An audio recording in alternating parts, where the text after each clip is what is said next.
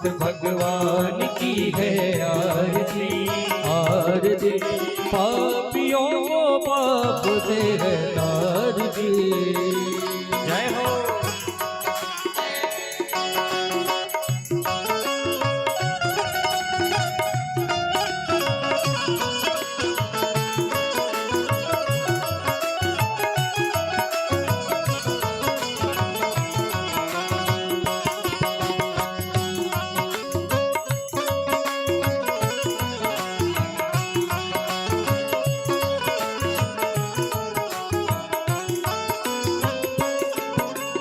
अमर ग्रंथ ये मोक्ष पंथ ये पंचम वेद निराला है। नव ज्योति जगाने वाला है, नव ज्योति जगाने वाला है, नव ज्योति जगाने। हो ये अमर ग्रंथ ये मोक्ष पंथ ये पंचम वेद निराला है। नव ज्योति जगाने वाला है, नव ज्योति जगाने वाला है। ओ हरि हरि हरि राम यही हरि नाम यही हरि राम यही हरि नाम यही हरि राम यही। हो यही जग मंगल की यार दे पापियों को पाप से है तारती।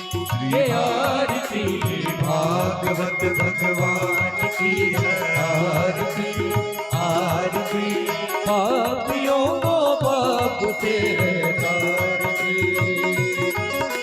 शांति गीत पावन पुनीत पापों को मिटाने वाला, बिगड़ी को बनाने वाला है, बिगड़ी को बनाने वाला है, बिगड़ी को बनाने। हो ये शांति गीत पावन पुनीत पापों को मिटाने वाला, हरि दर्श दिखाने वाला है, हरि दर्श दिखाने वाला। हो ये दुख करनी ये दुख हरनी ये दुख करनी दुख हरनी ये दुख करनी ये दुख हरनी ये दुख करनी ये दुख हरनी। हो श्री मधुसूदन की आरती पापियों को पाप से है आरती। ये आरती श्री भागवत भगवान की है आरती। ओ आरती पापियों को पाप से है आरती।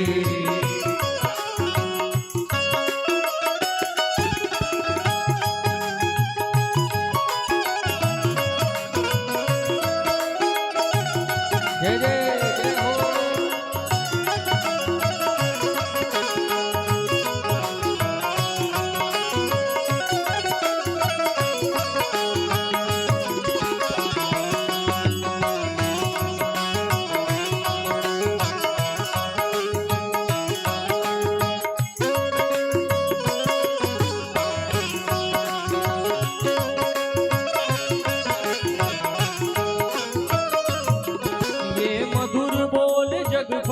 खोल सन्मार्ग दिखाने वाला है, बिगड़ी को बनाने वाला है, बिगड़ी को बनाने वाला है, बिगड़ी को बनाने।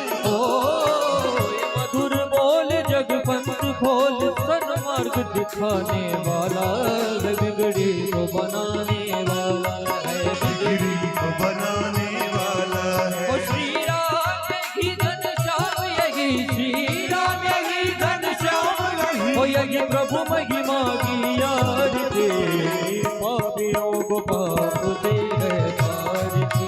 ये आरती श्री भागवत भगवान की है आरती आरती। पापियों को पाप से है तारती पापियों को पाप से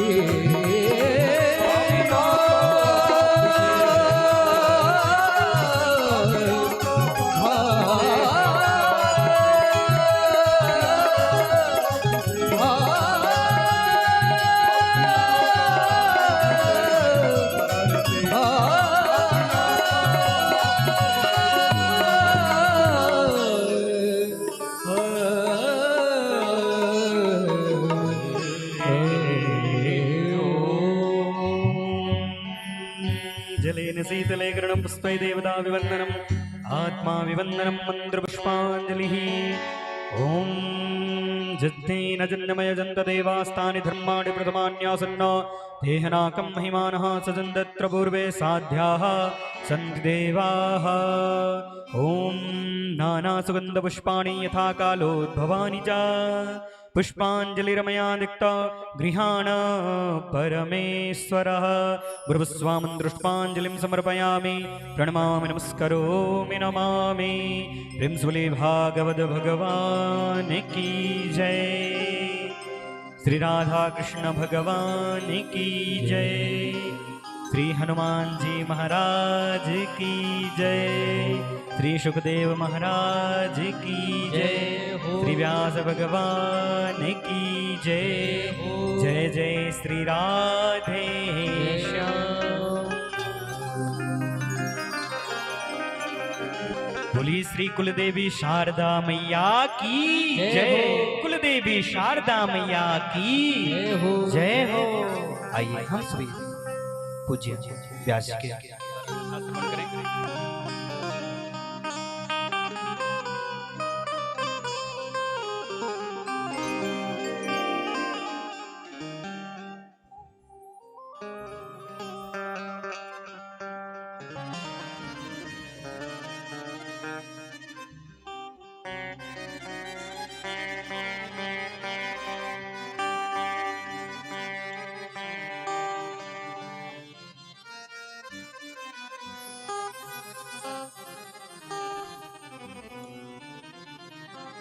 श्री राधे राधे जय जय श्री राधे श्री राधे जय जय श्री राधे श्री राधे जय जय श्री राधे जय जय श्री राधे राधे जय जय श्री राधे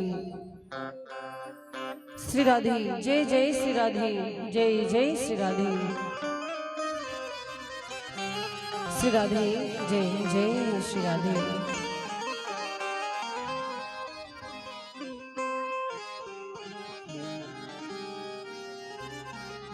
हरि ओम श्री राधे।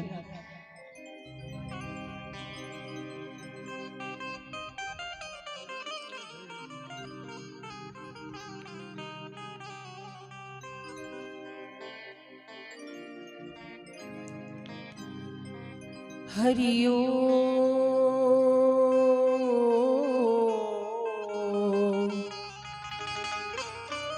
स्वस्ति श्री गणेशाय नमः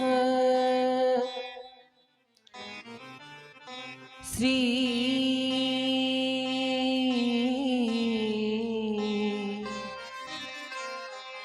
गुरुवे नमः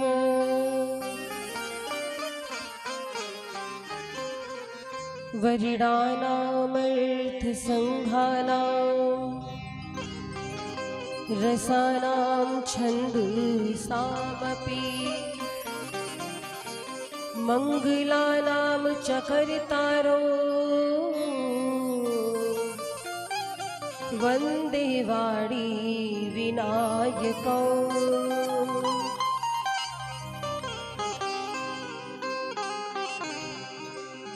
अखण्डमण्डलाकारं व्याप्तं येन चराचरं तत्पदं दर्शितं येन तस्मै श्री गुरुवे नमः।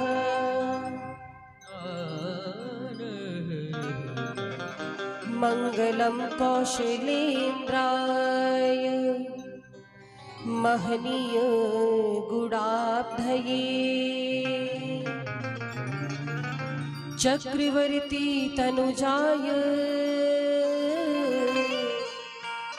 सार्वभौमाय मंगलम्।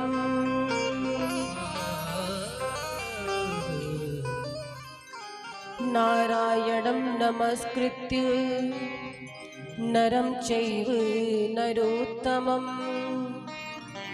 देवीं सरस्वतीं व्यासं ततो जयमुदीरयेत्। ध्येयं सदा परिभवग्नं भीष्टदोहम् तीर्थास्पदं शिवविरिञ्चनुतं शरण्यं भृत्यार्त्रिहं प्रणतपालभवाब्धिपोतं वन्दे महापुरुष ते चरणारविन्दम् सच्चिदानन्दरूपाय विश्वोत्पत्त्यादिहेतवे तापत्रये विनाशाय श्रीकृष्णाय वयं नुमः। अतुलित बलिधामं हेमशैलाभदेहम् धनुजीवन कृशानुं ज्ञानिनामाग्रगण्यम् सकल गुण निधानम् वानिराणामधीशम् रघुपति प्रिय भक्तम् वातजातं नमामि। श्री राधे मेरी स्वामिनी, श्री राधे मेरी स्वामिनी, मैं राधे जू को दास, जन्म जन्म मोहि दीजिए श्री वृंदावन को वास। बोली वृंदावन बिहारी लाल की, श्रीमद् भागवत महापुराण की जय हो। श्री सुखदेव जी महाराज की, श्री व्यास जी महाराज की जय। जय श्री राधे श्याम।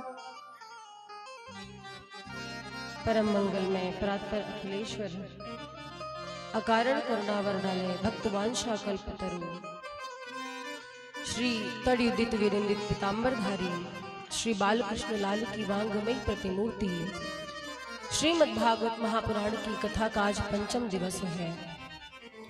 विगत 4 दिनों से आप सभी भगवान की कथा के सुरसिक श्रोता बड़े भाव से भगवान की इस अमृतमयी कथा का श्रवण लाभ प्राप्त करके अपने जीवन को धन्य बना रहे हैं। हमारे मुख्य यजमान जी आदरणीय श्री रमाशंकर गुप्ता जी, श्रीमती गायत्री गुप्ता जी, ग्राम बनचाचर, पोस्ट मसीरा, तहसील जयसिंह नगर, जिला शहडोल, मध्य प्रदेश, आपको इस व्यासपीठ की ओर से सादर जय जय श्री राधे। इस पवित्र प्रांगण में उपस्थित हमारी श्रद्धामयी माताएं बहनें, बाल गोपाल मंडली, भागवत कथा की सुरसिक श्रोतागण, भगवत वृंद, भाई बंधु, आप सभी को सादर जय जय श्री राधे। मंच पर उपस्थित गंधर्वगण, आचार्य महोदय, आपको भी सादर जय जय श्री राधे। एवं YouTube, फेसबुक लाइव के माध्यम से घर पर बैठ करके बड़े भाव से कथा को श्रवण कर रहे भक्तों को सादर जय जय श्री राधे।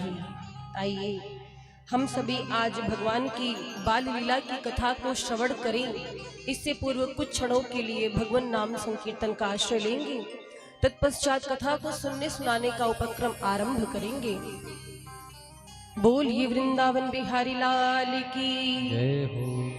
राधे रानी के चरण प्यारे प्यारे, राधे रानी के चरण प्यारे प्यारे, श्यामा प्यारी के चरण प्यारे प्यारे, श्यामा प्यारी के चरण प्यारे प्यारे।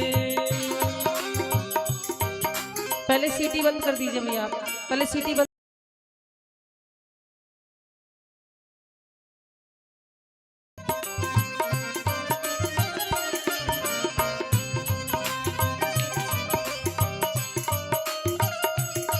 सभी मिलकर के बोलेंगे, राधे रानी के चरण प्यारे प्यारे, राधे रानी के चरण प्यारे प्यारे, श्यामा प्यारी के चरण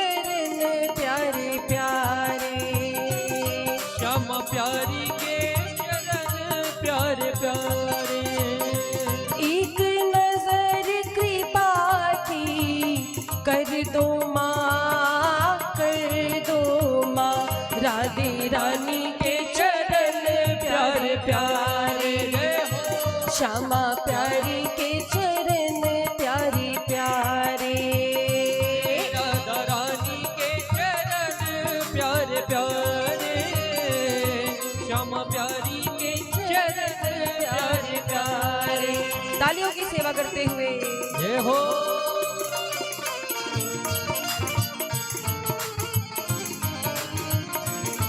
तबला बढ़ाइए, तबला।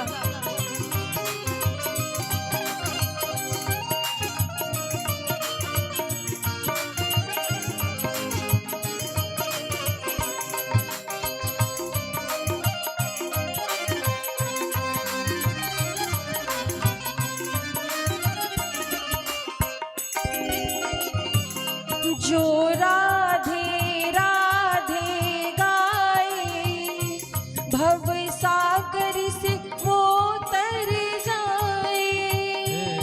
जो राधे राधे गाए, भव सागर से वो तर जाए। जो राधे राधे गाए, भव सागर से वो तर जाए। जो राधे राधे गाए, भव सागर से वो तर जाए। राधा नाम है अपार, महिमा जाने संसार। राधा नाम है अपार, महिमा जाने संसार। आज मिलकर करेंगे जयकारे, जयकारे। राधा रानी के चरण प्यारे प्यारे, राधा रानी के चरण प्यारे प्यारे, ओ श्यामा प्यारी के चरण प्यारे प्यारे। श्यामा प्यारी के चरण प्यारे प्यारे। तालियों की सेवा करते हुए जय हो। जय जय।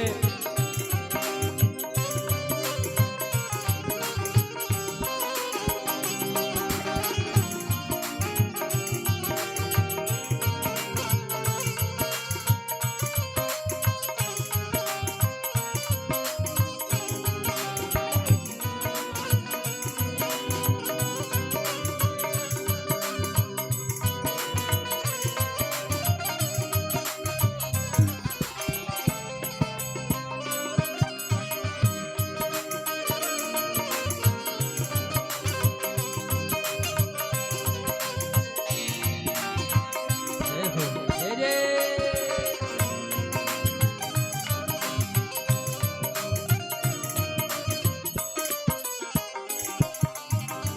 भाव के साथ सभी बोलेंगे, तालियों की सेवा करते हैं। दोनों हाथों को उठा करके, दोनों हाथों को उठाएंगे, बिल्कुल सीधे उठाएंगे। जितना भगवान ने शक्ति दिया उतना ऊपर उठाइए हाथ। और देखिए एक बड़ी सुंदर बात है, जिसके हाथ जितने ऊपर वो उतनी जल्दी ऊपर। भैया हम तरक्की की बात कर रहे हैं, आप गलत अर्थ मत लगाइए। ऊपर जाने का मतलब तरक्की होना होता है, ठीक है। तरक्की चाहते हैं जीवन में, उठाइए हाथों को। राधे रानी के चरण प्यारे प्यारे, राधे रानी के चरण प्यारे प्यारे, श्यामा प्यारी के चरण प्यारे प्यारे। श्यामा प्यारी के चरण प्यारे प्यारे। एक नजर कृपा की कर दो माँ, कर दो माँ, राधा रानी के चरण प्यारे प्यारे, श्यामा प्यारी के चरण प्यारे प्यारे, राधे रानी के चरण प्यारे प्यारे, श्यामा प्यारी के चरण प्यारे प्यारे, राधा रानी के चरण प्यारे प्यारे। बोलिए वृंदावन बिहारी लाल की। जय हो।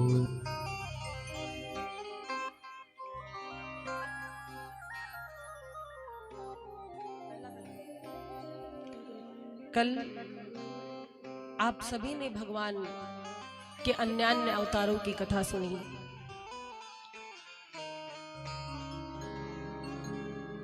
भगवान के मोहिनी अवतार की कथा सुनी, वामन अवतार की कथा सुनी, भगवान ने कच्छप अवतार की उदाहरण किया, ये भी आपने सुना।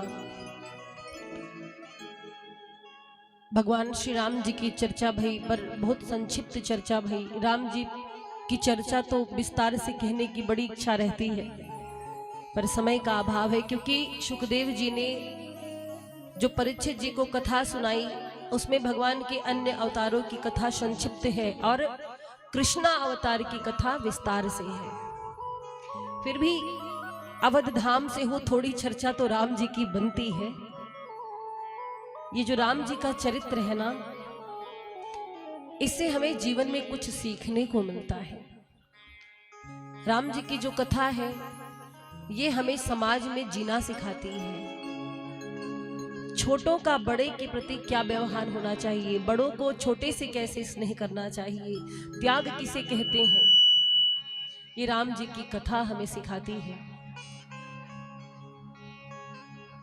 देखिए, राम जी के विषय में मैं कुछ कह पाऊं इतनी तो मेरी हैसियत नहीं है, लेकिन गुरुजनों से जो सुना है, राम जी की कथा जो एक बार सुन लेता है, राम जी के चरित्र को जो सुन लेता है ना, उसका पूरा जीवन बदल जाता है।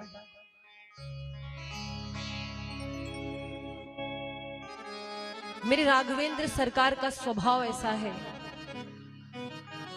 राम जी ने जीवन में कभी भी किसी से भेदभाव नहीं किया। राम जी सबको प्रिय क्यों है? क्योंकि राम जी का स्वभाव ऐसा है, राम जी का कार्य ऐसा है। एक सूक्ष्म चर्चा करेंगे। एक बार की बात है, देखिए राम जी क्या करते हैं। राम जी ने जीवन में बहुत बड़े बड़े कार्य किए, पर मुख्य कार्य क्या है भगवान राम का, ध्यान से सुनिएगा। राम जी बड़ों की बड़ाई समाप्त करते हैं, छोटों की छुटाई समाप्त करते हैं। कभी भी राम जी ने समाज में किसी को ये महसूस नहीं होने दिया कि वो किस जाति का है, वो कैसा है, गरीब है या सुंदर नहीं है या हीन है। कभी भी भगवान का चरित्र ये कहता है कि हमें किसी से भेदभाव नहीं करना चाहिए, कभी किसी की परिस्थितियों का मजाक नहीं उड़ाना चाहिए। तो चर्चा आती है रामचरितमानस में। एक बार की बात है, भगवान श्री राम जब दशानन से युद्ध कर रहे थे, महासंग्राम चल रहा था। एक ओर रावण था रथ पर सवार, दूसरी ओर भगवान श्री राम जी भूमि पर खड़े थे। विभीषण जी रावण को त्याग करके भगवान श्री राम के शरण में आ चुके थे। युद्ध चल रहा था, बाण पे बाणों की वृष्टि हो रही थी। राम जी को जब भूमि पर खड़ा देखा तो विभीषण जी की आंखों में आंसू आ गए। राम जी ने देखा कि विभीषण जी रो रहे हैं। राम जी ने पूछा, क्या हुआ विभीषण जी, आप रो क्यों रहे हैं? विभीषण जी ने कहा, प्रभु मैं ये सोच रहा हूं कि आप तीनों लोकों के स्वामी हैं, ये पूरा संसार आपका है, फिर भी आप तीनों लोकों के स्वामी होने के बाद भी भूमि पर खड़े होकर के युद्ध कर रहे हैं, और मेरा भाई दशानन रथ पर सवार होकर युद्ध कर रहा है। आप इंद्र से एक रथ क्यों नहीं मांग लेते? आखिर ये जो संग्राम आप कर रहे हैं, युद्ध कर रहे हैं, ये धर्म युद्ध है। आपने पृथ्वी से निशाचरों का अंत करने का संकल्प लिया है। आप इस समाज के लिए लड़ रहे, देश के लिए लड़ रहे, संसार के लिए लड़ रहे हैं। आप इंद्र से एक रथ क्यों नहीं मांग लेते? राम जी ने कहा कि नहीं मांग सकते। क्यों? राम जी ने कहा कि इंद्र को स्वयं चाहिए कि वो रथ दे दे। अब मैं मांगने जाऊं? कार्य तो मैं देवताओं के लिए कर रहा हूं। रावण मरेगा, स्वर्ग पर देवताओं का अधिकार होगा।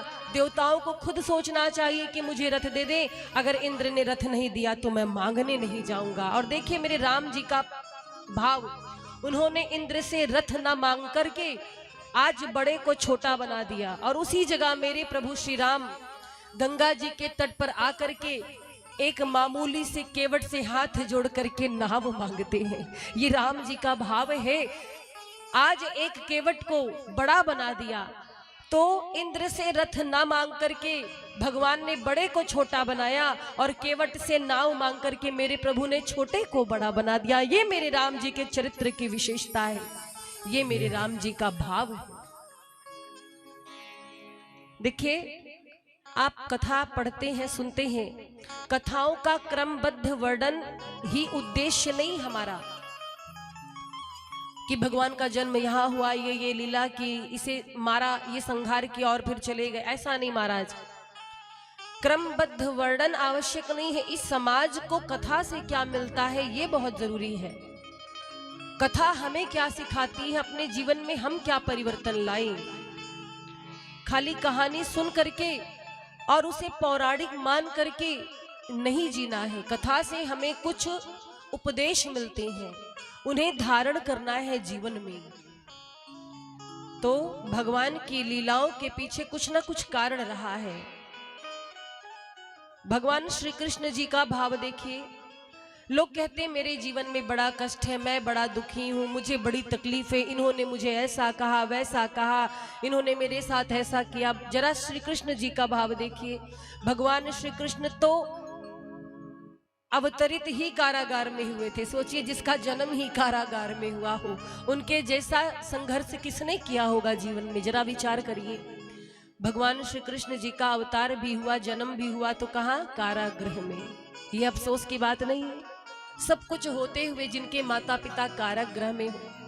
और देखिए, सबसे बड़ी दुविधा, जन्म कारागृह में हुआ, जिस माता पिता ने जन्म दिया उन्होंने पालन नहीं किया, पालन किसी और ने किया।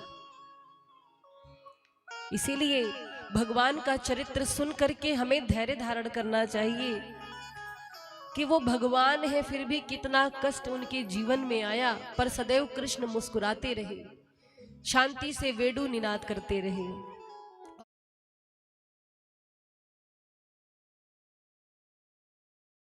कल चर्चा हो रही थी, हम सभी उत्सव का आनंद ले रहे थे। भगवान कहां पहुंचे हैं? नंद भवन में।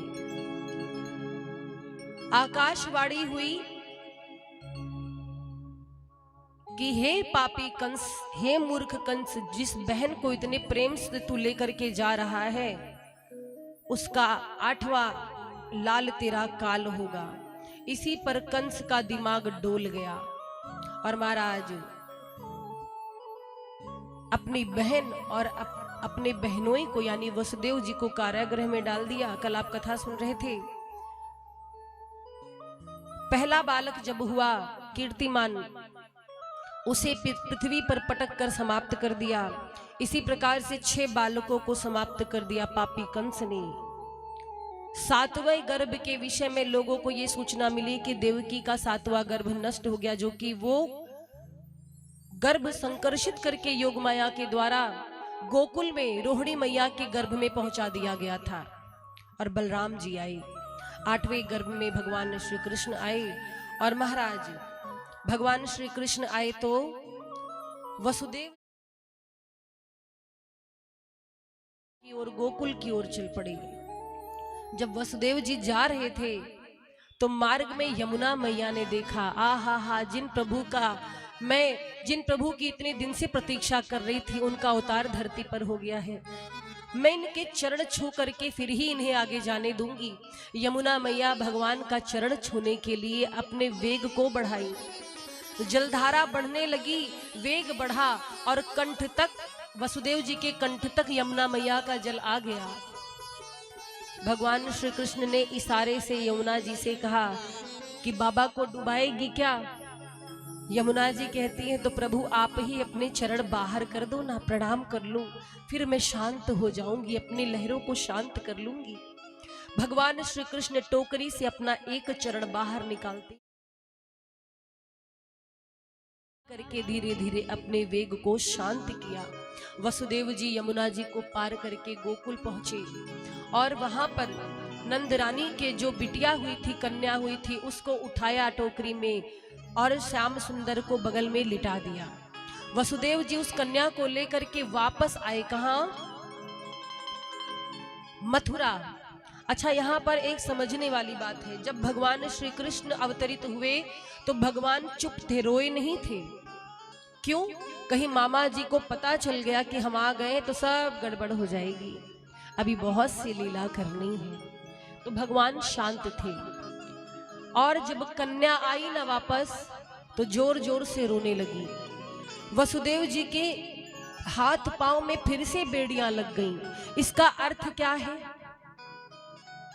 भगवान कौन है? शांति प्रदान करने वाली, और ये कन्या माया का रूप है। अर्थात जब जीव भगवान को अपने शीश पर धारण करता है तो जीवन में शांति होती है, और जब माया को धारण करता है तो जीवन में क्रांति होती है। इसका यही अर्थ है। माया के पीछे भागोगे तो जीवन में क्रांति रहेगी, उथल पुथल रहेगी, और भगवान के पीछे भागोगे तो जीवन में शांति रहेगी। प्रेम से बोलो राधे राधे राधे राधे। तो महाराज उत्सव चल रहा था, उत्सव का सब आनंद ले रहे थे। और इधर नंद भवन में उत्सव हो रहा है, उधर वसुदेव जी जब कन्या को लेके आए, कन्या ने रोना शुरू किया तो प्रहरी जो थे, जो सो गए थे, वो जाग गए और जाकर के महाराज कंस को सूचना दी कि देवकी की 8वीं संतान धरती पर आ चुकी है। कंस दौड़ा दौड़ा आया मंत्रियों के साथ में। जैसे दौड़ा दौड़ा आया, देखा वसुदेव जी के बगल में एक कन्या है, हाथ से कन्या को छीन लिया और कंस जोर जोर से हंसने लगा। कंस हंसने लगा और कहने लगा, अरे ये तो कन्या है, ये मेरा क्या बिगाड़ेगी, ये तो बेचारी अबला है, ये मेरा क्या बिगाड़ेगी, इसको मैं नहीं मारूंगा। मंत्रियों ने कहा, महाराज कंस ये गलती मत करिएगा, हो सकता है जब इस कन्या का विवाह हो, इसके द्वारा बालक हो, वो आपका काल हो, आकाशवाणी झूठी नहीं हो सकती। कंस की मति पुनः फेर दी गई। कंस ने कहा, ठीक कहते हो, इस कन्या को भी नहीं छोड़ूंगा, यही शायद मेरा काल हो। और ज्यों कन्या को पृथ्वी पर पटक करके मारना चाहा, कन्या हाथ से छूट गई। योग माया आज अष्टभुजाधारी देवी के रूप में परिवर्तित हो गई और क्या कहा कि अरे ओ मूर्ख कंस, तू मुझे क्या मारता है, तुझे मारने वाला धरती पर आ चुका है। ऐसा कह करके योग माया अंतर ध्यान हो गई। अब कंस का सिर चकराया। बहन जी ने बता तो दिया कि धरती पर मेरा काल आ गया, पर एड्रेस तो दिया ही नहीं, मैं अपने काल को खोजूं कैसे। और महाराज योग माया भगवान श्री कृष्ण के कार्य के लिए प्रकट हुई थी। भगवान श्री कृष्ण ने उनसे कहा कि हे योग माया, अब आप जाकर के विंध्याचल पर्वत पर वास कीजिए। आज से आप अष्टभुजी विंध्यवासिनी के नाम से संसार में पूजी जाएंगी। बोलिए विंध्यवासिनी मैया की जय हो। तो महाराज इस प्रकार से बड़ा आनंद हुआ। और देखिए इधर कंस परेशान है कि मेरा काल धरती पर आ चुका है, मैं क्या करूं। कंस की नींद उड़ गई। और उधर नंद भवन में उत्सव ही उत्सव चल रहा है, सब आनंद ही आनंद मना रहे हैं। दर्शन करने के लिए लोग दूर दूर से आ रहे हैं।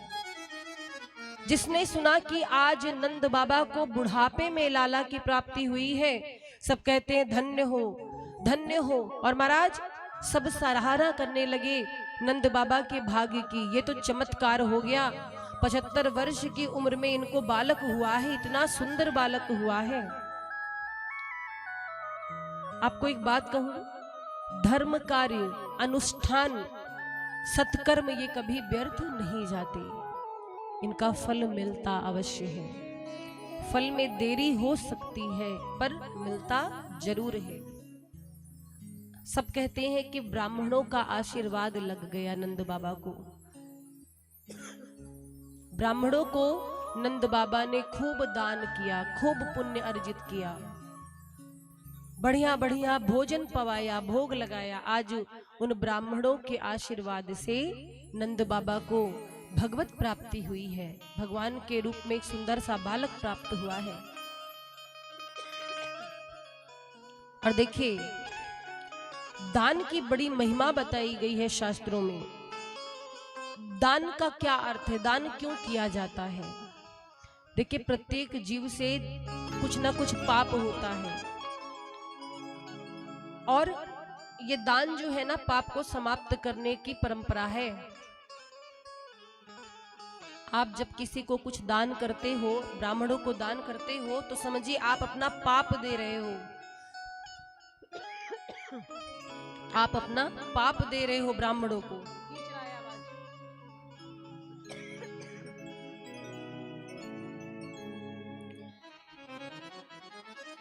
श्री राधा।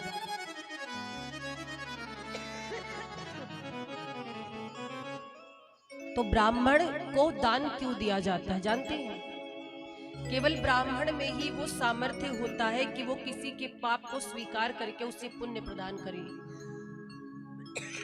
इसीलिए दान देने की परंपरा है। दान से एक बात याद आई, देखो हर व्यक्ति को अपने जीवन में कुछ दान करना चाहिए, ज्यादा नहीं, अपनी कमाई का दशांश तो कम से कम दान करना चाहिए। दान से धन की शुद्धि होती है और पितर भी प्रसन्न होते हैं।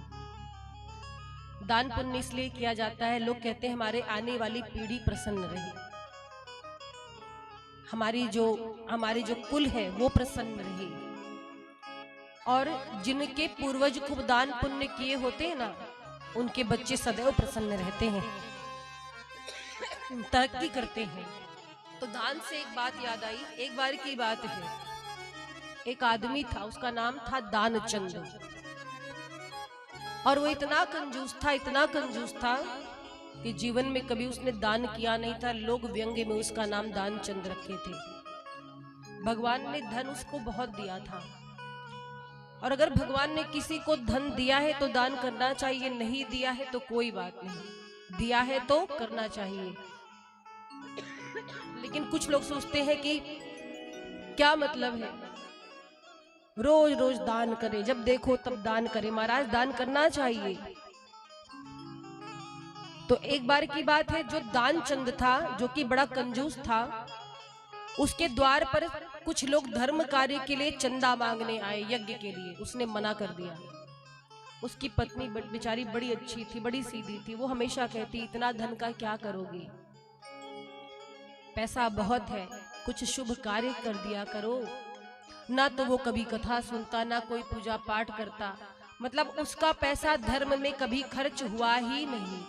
और धर्म में यदि कोई पैसा खर्च होता है ना, तो आपको दुगना तिगुना होकर के प्राप्त होता है, ये सही बात है। यदि आप निस्वार्थ भाव से धर्म कार्यों में धन खर्च करते हैं, तो वो धन आपको दुगना तिगुना होकर के मिलता है, ये सच है। तो दानचंद कभी दान नहीं किया। उसकी पत्नी एक दिन बोली कि जाओ गंगा स्नान करके चले आओ। गंगा नहाने में तो कोई पैसा लगता नहीं है। उसके घर से 12 किलोमीटर दूर गंगा जी थी।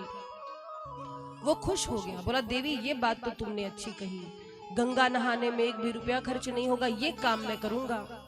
अब वो सुबह उठा, 12 किलोमीटर पैदल गया। कोई ऑटो रिक्शा, कोई गाड़ी नहीं, पैसा खर्च होगा, इतना पैसे का लोभी था। पैदल पैदल 12 किलोमीटर गया गंगा जी के तट पे। जब घाट पे पहुंचा तो देखा बड़ी भीड़ है और यहाँ पंडा है। इसने सोचा अगर घाट पे नहाएंगे, स्नान करेंगे, तो पंडा जी भी कहेंगे दान करो, फिर यहाँ भी पैसा लगेगा। दिमाग लगाया, पहुंच गया मुर्दा घाट। मुर्दा घाट अक्सर खाली रहता है। उसने सोचा मुर्दा घाट जाए, वहां कोई देखेगा नहीं, पैसा भी बच जाएगा, धर्म भी हो जाएगा। ये पहुंच गया मुर्दा घाट। भगवान भी ऊपर बैठे बैठे सोच रहे, इससे तो मैं दान करा के रहूंगा, हद है, मैंने इसको इतना दिया है फिर भी इतना बड़ा लोभी, इतना बड़ा कंजूस। भगवान क्या कि एक पंडा का वेश धारण करके आए, पंडा जी का रूप बना करके आए। जैसे ये वस्त्र उतार करके नदी में प्रविष्ट हुआ, गंगा जी में स्नान करने लगा, वैसे ही पंडा जी ने आवाज लगाई, यजमान की जय हो, यजमान की जय हो। ये बाहर आया, पंडा जी को देखकर जल गया और मुंह फुलाकर पूछा आप कौन? पंडा जी बोले हम संतोषी ब्राह्मण है, यही घाट पर पड़े रहते हैं। दानचंद बोला मुर्दा घाट भी नहीं छोड़ा। पंडा जी बोले अरे संतोषी ब्राह्मण है, आप जैसा यजमान कभी कभी आता है, मेरे एक एक साल भर के खाने का प्रबंध करके जाता है। दानचंद बोला एक एक वर्ष के खाने का प्रबंध मैं एक महीने का एक दिन का ना करूं? पंडा जी बोले अब स्नान किया है तो कुछ तो दान करना पड़ेगा। दानचंद कहता है रिकॉर्ड है हमारा आज तक दिया नहीं। पंडा जी बोले तो हम छोड़ेंगे भी नहीं बिना दान लिए। अब महाराज यजमान में और पंडा जी में शुरू हुई। आधे घंटे तक बहस हुआ। पंडा जी बोले देना पड़ेगा। दानचंद बोला रिकॉर्ड है, नहीं दिया है नहीं दूंगा। ये भी 12 किलोमीटर पैदल चल के आया था, सो थक चुका था। सोचा कि चलो कुछ दे ही देता हूं, छुट्टी मिले। तो बड़ी झिकझिक के बाद दानचंद पंडा जी से बोला चलो दिया। पंडा जी बोले कितना? बोला 1 पैसा, वो भी उधार, अभी है नहीं नगद, बाद में देंगे। पंडा जी बोले हद है, ऐसा लोभी आज तक मैंने नहीं देखा। 1 पैसा वो भी उधार। पंडा जी ने सोचा चलो इसने स्वीकार तो किया दान के लिए। अब महाराज ये पुनः 12 किलोमीटर पैदल चल करके अपने घर आया गया था थक। पत्नी से बोला जा रहा हूं सोने, भोजन भी नहीं करूंगा, बहुत थक चुका हूं। जैसे बिस्तर पे गया वैसे ही द्वार पर पंडा जी की आवाज आई, यजमान की जय हो, यजमान की जय हो। इसने पत्नी से कहा जरा देखो तो द्वार पे कौन आया है। पत्नी गई। महाराज आप कौन? पंडा जी बोले हम पंडा जी हैं, गंगा जी के घाट से आए हैं। आपके पति दानचंद जी कुछ उधार कर आए हैं, हमारा वही लेने आए हैं। पत्नी बोली 1 क्षण रुकिए, मैं अभी पूछ कर आती हूँ। पत्नी गई अंदर। दानचंद से कहती है आपने किसी का कुछ उधार किया है? आए हैं लेने के लिए। पंडा जी का जब नाम सुना दानचंद उठकर बैठ गया और कहता है वो यहां तक आ गया, हद है। दानचंद खींच गया कि ऐसा व्यक्ति। दानचंद बोला जाकर कह दो, थोड़ा मुंह लटका लेना, कह दो हम बीमार हैं, बाद में आए, पिंड छूट जाएगा। पत्नी बेचारी आई, अब क्या करे, पति की तो आज्ञा माननी है। आई और कही महाराज आप बाद में आइएगा, वो बीमार ज्यादा है। पंडा जी भी 1 नंबर के बोले राम राम राम, हमारी यजमान बीमार है और ऐसे संकट में हम उनको छोड़ के चले जाए देवी, ये तो अन्याय है। जब तक हमारे यजमान स्वस्थ नहीं हो जाते तब तक हम ही आपके घर के बाहर रहेंगे। आप कुछ सूखी सामग्री दे देना, हम भोजन बना पालेंगे। पत्नी समझ गई पिंड छूटने वाला नहीं है। गई दानचंद से बोली, कहीं वो जा नहीं रहे, डेरा जमा कर यहीं बैठ गए हैं। बोल रहे राशन दे दो, बनाएंगे पाएंगे। दानचंद सिर खुजाने लगा, कैसे पंडा से पाला पड़ गया, कहाँ चले गए, फंस गए हम गंगा जी। दानचंद बोला इस बार जाके बोल दो हम मर गए। पत्नी कहती ऐसे हम कैसे कह देंगे मर गए? अरे तुम कह दो देवी, झूठ बोलने में क्या जा रहा है, हम श्वास रोके पड़े रहेंगे, थोड़ी देर बाद हार करके वो चला जाएगा। पत्नी आई आंखों में नकली आंसू लेकर के, महाराज वो तो चले गए। सोचिए ऐसे कहेंगे तो पंडा जी चले जाएंगे। पंडा जी भी कमाल की बोली राम राम राम देवी, इतना बड़ा अनर्थ हो गया। अरे देवी ये तो तुम्हारे साथ बड़ा अन्याय हुआ। अब चूंकि आपके पति संकल्प में हमारे यजमान हैं और देवी जब तक उनका अंतिम संस्कार ना हो जाए तब तक हम कैसे जा सकते हैं। अब पत्नी बिचारी धर्म संकट में फंसी और ये इतना बड़ा ढीठ दानचंद श्वास रोके पड़ा है 1 पैसे के लिए। पत्नी कहती है महाराज मेरी बात तो सुनिए। पंडा जी कहते हैं देखो देवी आप हो नारी और आप कहाँ गांव वालों को बताती फिरोगी, सो हम ही जाकर सबको सूचना दे देते हैं कि दानचंद चले गए। अब महाराज पंडा जी चल पड़े पूरे गांव में सूचना देने की मेरे यजमान चले गए ऊपर। पत्नी रोक रही है, अरे महाराज सुनिए तो। कौन सुन रहा है? अमित रूप प्रगटेत ही काला। अब 10 मिनट में दानचंद के द्वार पर भीड़ लग गई लोगों की। दानचंद की मृत्यु हो गई, दानचंद की मृत्यु, सब पहुंच गए। अब ये अकेली थी घर में, इसकी पत्नी। तो गांव वालों ने कहा कि इसका बिचारी का कोई है नहीं, सो अंतिम संस्कार हम गांव वाले मिलकर करेंगे। और ये भी श्वास रोक के पड़ा है। अर्थी तैयार की गई, इसको अंदर से उठाकर सब लाए, अर्थी पे लिटाए, इसको बांधा गया, ये बंध भी गया। और उसके बाद जब बांधा गया सब इसको शमशान लेके जाने लगी। अब पत्नी रोई और सही में रोई, अरे वो मरे नहीं है, अरे वो मरे नहीं है। गांव वालों ने कहा बावरी हो गई है, सदमा लग गया है बेचारी को, इसको सदमा लग गया है। किसी ने कहा अरे जिसका पति चला जाएगा आंखों के सामने, उसका क्या हाल होगा। बेचारी बावरी हो गई है। बहन संभालो अपने आप को, अब इस सत्य को स्वीकार करो, जो आया है सो जाना है उसको। गांव वाले महाराज लेके उसकी अंतिम यात्रा चलने लगे, शमशान तक पहुंच गया वो, लेकिन दान की बात दिमाग में नहीं आ रही। पंडा जी भी साथ साथ गए, इसको चिता पर लिटाया गया, लेट भी गया।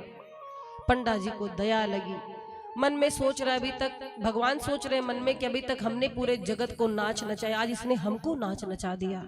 धन्य ऐसा आदमी, इतना बड़ा लोभी। पंडा जी ने सोचा ये जला दिया जाएगा, ये मर जाएगा पर देगा नहीं, लाओ कुछ कृपा करे। हंसने लगे पंडा जी। जब चिता में अग्नि देने की बारी आई तो पंडा जी बोले, एक क्षण रुकिए, ये हमारे यजमान है, अपने यजमान के कान में हम कुछ कहना चाहते हैं। और कान में जाकर धीरे से दानचंद के बोले, आया हो बैकुंठ से तुम हित नाता जोड़, यानी मैं बैकुंठ से आया हूं, तुमने हमसे रिश्ता नहीं जोड़ा, हमने जबरदस्ती तुमसे नाता जोड़ा। जब इसने सुना कि आया हूं बैकुंठ से, इसे लगा ये भगवान है, और जो आंख खोली फिर पंडा जी का चेहरा देखा, फिर आंखें बंद कर ली। पंडा जी कहे, हाथ जोड़ करके कह रहा हूं, तुम हमको मत दो हमारा दक्षिणा, बल्कि तुम हमसे कुछ मांग लो। मांग ले हूं वरदान कछु। झट से उठकर बैठ गया। कहता है, अगर वरदान देना चाहते हैं तो प्रभु बस वही पैसा दीजिए, छोड़ आप चले जाइए, हाथ जोड़ते हैं आपसे। फिर से बोलो, राधे राधे। तो महाराज ऐसे ऐसे लोग हैं, ऐसे ऐसे लोग हैं इस संसार में। लेकिन यहाँ के भक्तों की मैं बात नहीं कर रही, ये तो कुछ ऐसे होते हैं ना जिनको भगवान ने बहुत दिया है। धर्म कार्य में नहीं खर्च करेंगे, धर्म कार्य में खर्च करने को ना कहो, बाकी जहां कह दो वहां खर्च कर देंगे। इंसान का कितना पैसा कोर्ट कचहरी में चला जाता है, न जाने कितना दवाई में चला जाता है। डॉक्टर से 3-5 नहीं करते, अगर डॉक्टर से बहस किया तो डॉक्टर फिर हमेशा के लिए निपटा देंगे उनको, उनसे बहस नहीं करेंगे। तो अगर कोई ब्राह्मण आपके द्वार पे आता, मैंने शादियों में देखा है, DJ, tent, light, decoration, catering पे इतना पैसा खर्च होगा, और जो ब्राह्मण ने कह दिया यजमान 2100 दक्षिणा हुई है, आजकल के ब्राह्मण लूटने लगे हैं, लुटेरे हो गए हैं। वो रात भर जाग करके वेद मंत्रों के द्वारा आपके शुभ कर्मों में सहयोग कर रहे हैं, आपके मंगल की कामना कर रहे हैं, तो वो लूट रहे हैं।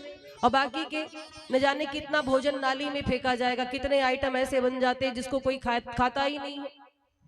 लेकिन जहां धर्म की बात होती है वहां पर लोग थोड़ा पिछड़ने लगते हैं। तो इसीलिए कहा गया है कि सत्कर्म करना चाहिए। सत्कर्म में अगर आप कुछ देते हैं तो वो आपका व्यर्थ नहीं जाएगा, वो आपको दुगना तिगुना होकर पुण्य के साथ प्राप्त होगा। बोली श्याम प्यारे की जय हो। पकड़ लो हाथ बनवारी, पकड़ लो हाथ बनवारी, नहीं तो डूब जाएंगे।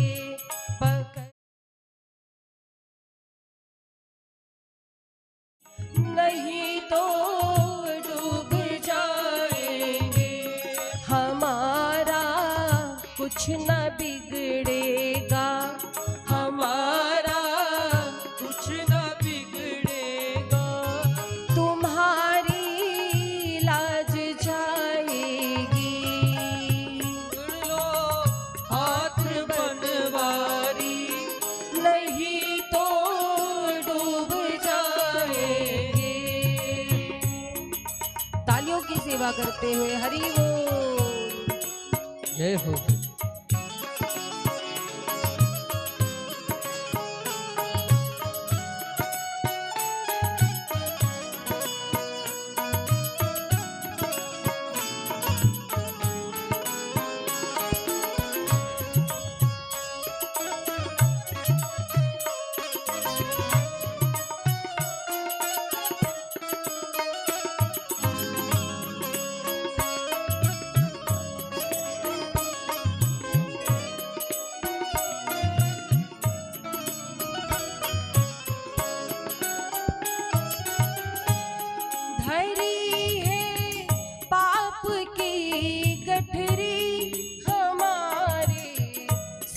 पे ये बारी।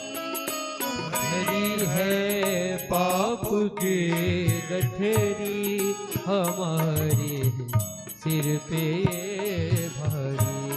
धरी है पाप की गठरी हमारे सिर पे ये भारी। हरी है पाप की गठरी हमारे सिर पे भारी। वजन पापों का है भारी। वजन पापों का है भारी। इसे कैसे उठाएंगे। वजन पापों का है भारी। इसे कैसे उठाएंगे। पकड़ लो हाथ बनवारी, नहीं तो डूब जाएंगे। पकड़ लो हाथ बनवारी, नहीं तो डूब जाएंगे। तालियों की सेवा करते हुए दोनों हाथों को उठा करके बोलो बाल कृष्ण लाल की जय हो, बोलो वृंदावन बिहारी लाल की जय हो।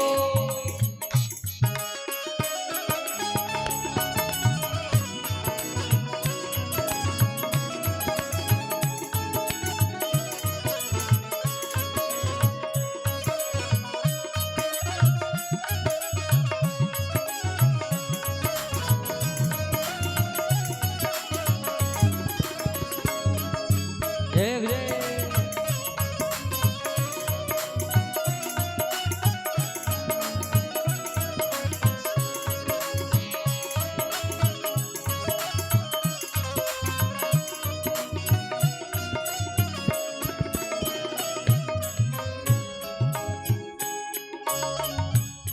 तुम्हारे ही भरोसे पर जमाना छोड़ बैठे हैं। तुम्हारे ही भरोसे पर जमाना छोड़ बैठे हैं।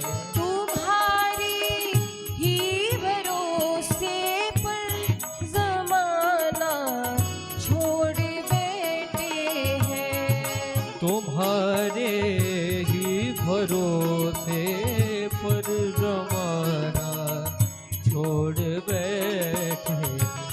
जमाने की तरफ देखो, जमाने की तरफ देखो, इसे कैसे निभाएंगे।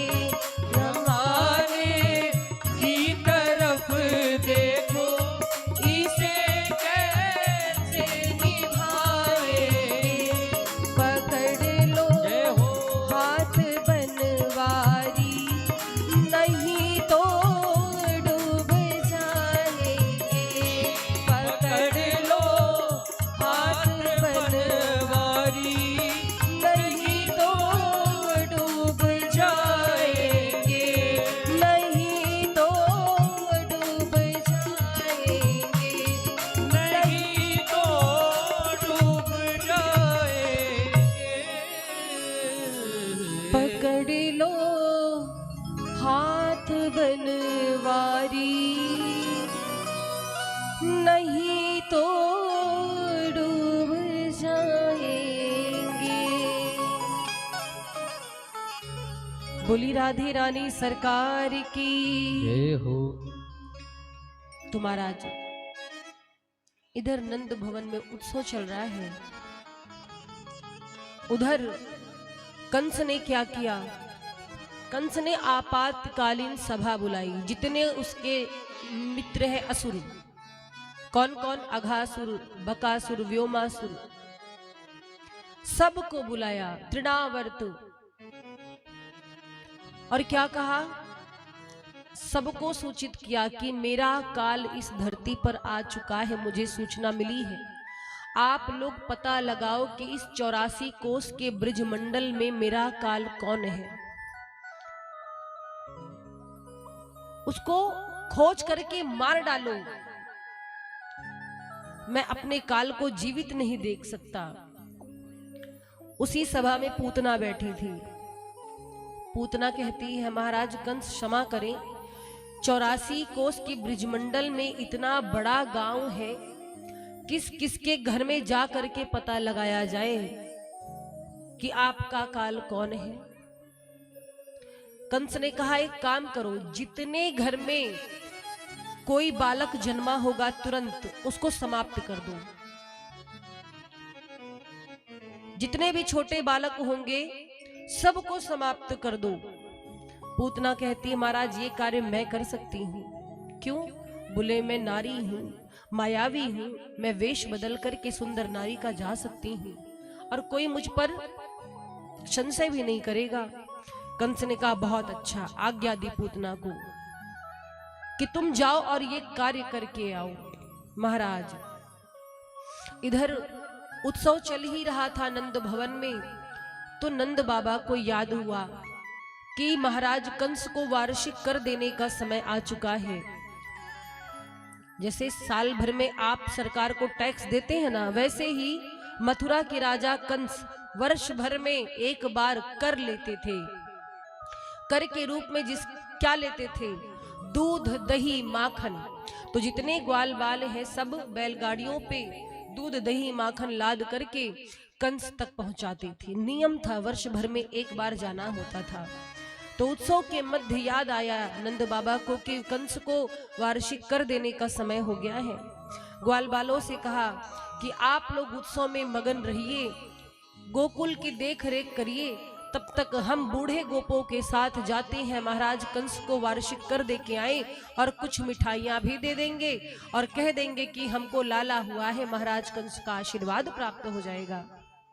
इधर नंद बाबा चल पड़े और जब मथुरा पहुंचे कंस को प्रणाम किया और कहते हैं, महाराज आपका आशीर्वाद चाहिए, मुझे भी एक लाला हुआ है। कंस का दिमाग वहां तक नहीं पहुंचा।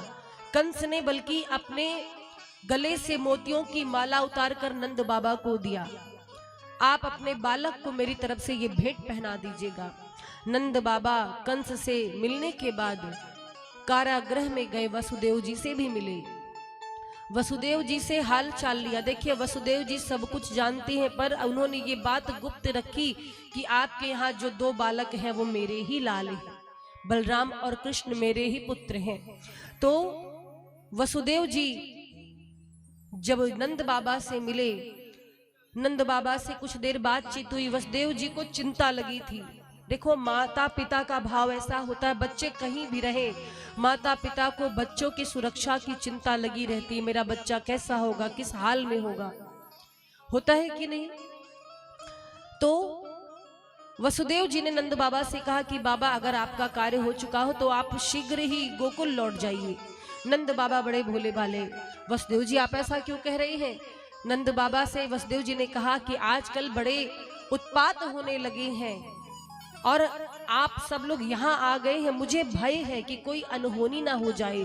उत्पात की बात सुने तो नंद बाबा घबरा गए, जल्दी से गोपों को लेकर के चल पड़े गोकुल की ओर। नंद बाबा तो नहीं पहुंचे पर पूतना मौसी पहले पहुंच गई। सुंदर नारी का वेश बनाया, खूब सुंदर स्वरूप बनाया, ऐसा लगा जैसे कोई सुंदर अप्सरा धरती पर आ गई हो। और महाराज पूतना आई और उसको कोई जान नहीं पा रहा था कि ये राक्षसी है, क्योंकि खूब बढ़िया श्रृंगार की थी। जितने ब्रिजमंडल में घर हैं सब में जा जा करके छोटे बच्चों को मार डाल रही थी। घूमते घूमते नंद भवन के पास आई और बड़ी भीड़ देखी तो कुछ ब्रिजवासियों से पूछा कि भैया यहाँ पर क्या हो रहा है, इतनी भीड़ क्यों लगी है। किसी ने बताया कि आज नंद बाबा को बड़ा सुंदर लाला हुआ है, उसी का उत्सव चल रहा है। पूतना समझ गई कि इस बालक को भी हमें समाप्त करना है। तो पूतना ने क्या किया, पूतना कहती है कि अब मैं जा करके इस बालक को समाप्त कर दूंगी। पूतना गई, यशोदा जी को प्रणाम किया ये पूतना कौन है? कंसेन प्रहिता घोरा पूतना बाल घातिनी। ये बाल घातिनी है। अच्छा, एक चीज और, इतना सुंदर रूप बनाई है, मन में इतना कपट है। ब्रजवासी भी भोले भाले जान नहीं पाए कि पूतना के मन में कितना कपट है। इसीलिए कहा जाता है हर चमकने वाली वस्तु सोना ही नहीं होती।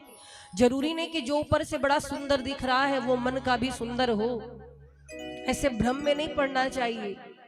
मन में कपट भरा हो और ऊपर से सुंदरता हो, ऐसी सुंदरता व्यर्थ है। सुंदरता कौन सी सुंदरता है? जिसके मन में कपट ना हो, छल ना हो, ईर्ष्या ना हो। भगवान की दृष्टि में वही व्यक्ति सुंदर है जो छल से रहित हो। तो पूतना गई, यशोदा मैया से कहती है, अरे बहन बधाई लेकर के आई हूं। यशोदा मैया ने सोचा ये कौन सी गोपी है, आज तक इसको देखा नहीं था। रोहिणी मैया से पूछा कभी इसको देखा है? रोहिणी मैया कहती मैं भी नहीं पहचानती, लगता कोई नई बहू है। पूतना कहती है आपका लाला कहाँ है, मुझे उसके दर्शन करने हैं। भगवान श्याम सुंदर पालने में महल के अंदर सो रहे थे। पूतना झट से अंदर चली गई और जैसे अंदर गई तो क्या देखा महाराज, पालने में सुंदर सा बालक लेटा हुआ है। पूतना गई, भगवान ने जब पूतना को देखा अपनी ओर आते तो भगवान ने आंख बंद कर लिए। किसी ने पूछा भगवान ने नेत्र क्यों बंद किए? मानो भगवान कहना चाहते हो कि जिसके मन में कपट हो ऐसे पापियों का हम मुख भी नहीं देखना चाहते, इसलिए नेत्र बंद कर लिए। दूसरा कारण, मानो भगवान भोलेनाथ का ध्यान करने लगे। भोलेनाथ, हम तो छोटे से बालक के रूप में आए हैं, आप विष पीने में माहिर हैं और भगवान कहना चाहते हैं कि आज जो मौसी आई हैं अपने अस्त्रों में उन्होंने कालकूट विष लगाया है, मुझे मारने के लिए आई हैं। बाबा इस विष को पान करने की शक्ति देना। इसलिए भगवान ने आंख बंद की। तीसरा कारण, भगवान ने आंख क्यों बंद की? भगवान ने सोचा कि इसका उद्धार करना है। अगर हम देख लेंगे इसको तो देखते ही इसका पाप समाप्त हो जाएगा। ये जो करने आई है फिर करेगी नहीं तो इसका उद्धार कैसे होगा? इसलिए भगवान ने नेत्र बंद किए। पूतना झट से आई, पालने में से ठाकुर जी को उठा लिया।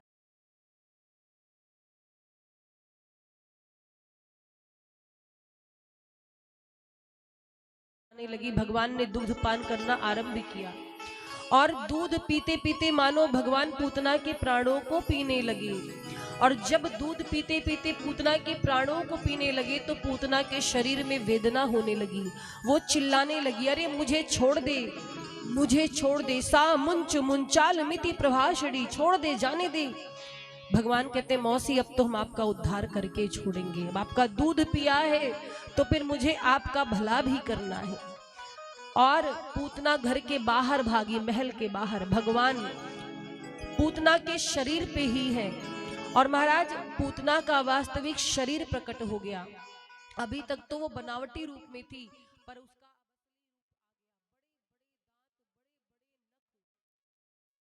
उसका शरीर था पूतना का। इतनी विशालकाय राक्षसी थी, बड़े बड़े नख। और महाराज भगवान ने ऐसा दुग्ध पान किया, उसका प्राण ही पी गए और पूतना धरती पर गिर गई। जब पूतना धरती पर गिरी तो जोर की आवाज हुई। ऐसा कहा जाता है कि जिस स्थान पर पूतना गिरी थी 6 कोस के सारे पेड़ पौधे ही समाप्त हो गए थे, इतनी दूर की जंगल ही साफ हो गए थे महाराज। इतनी विशालकाय राक्षसी थी, मायावी। जैसे धड़ाम की आवाज हुई, उत्सव छोड़ छोड़ करके सब भागे और देखा तो इतनी बड़ी राक्षसी, उसके शरीर पर भगवान बैठे, भगवान रो रहे हैं।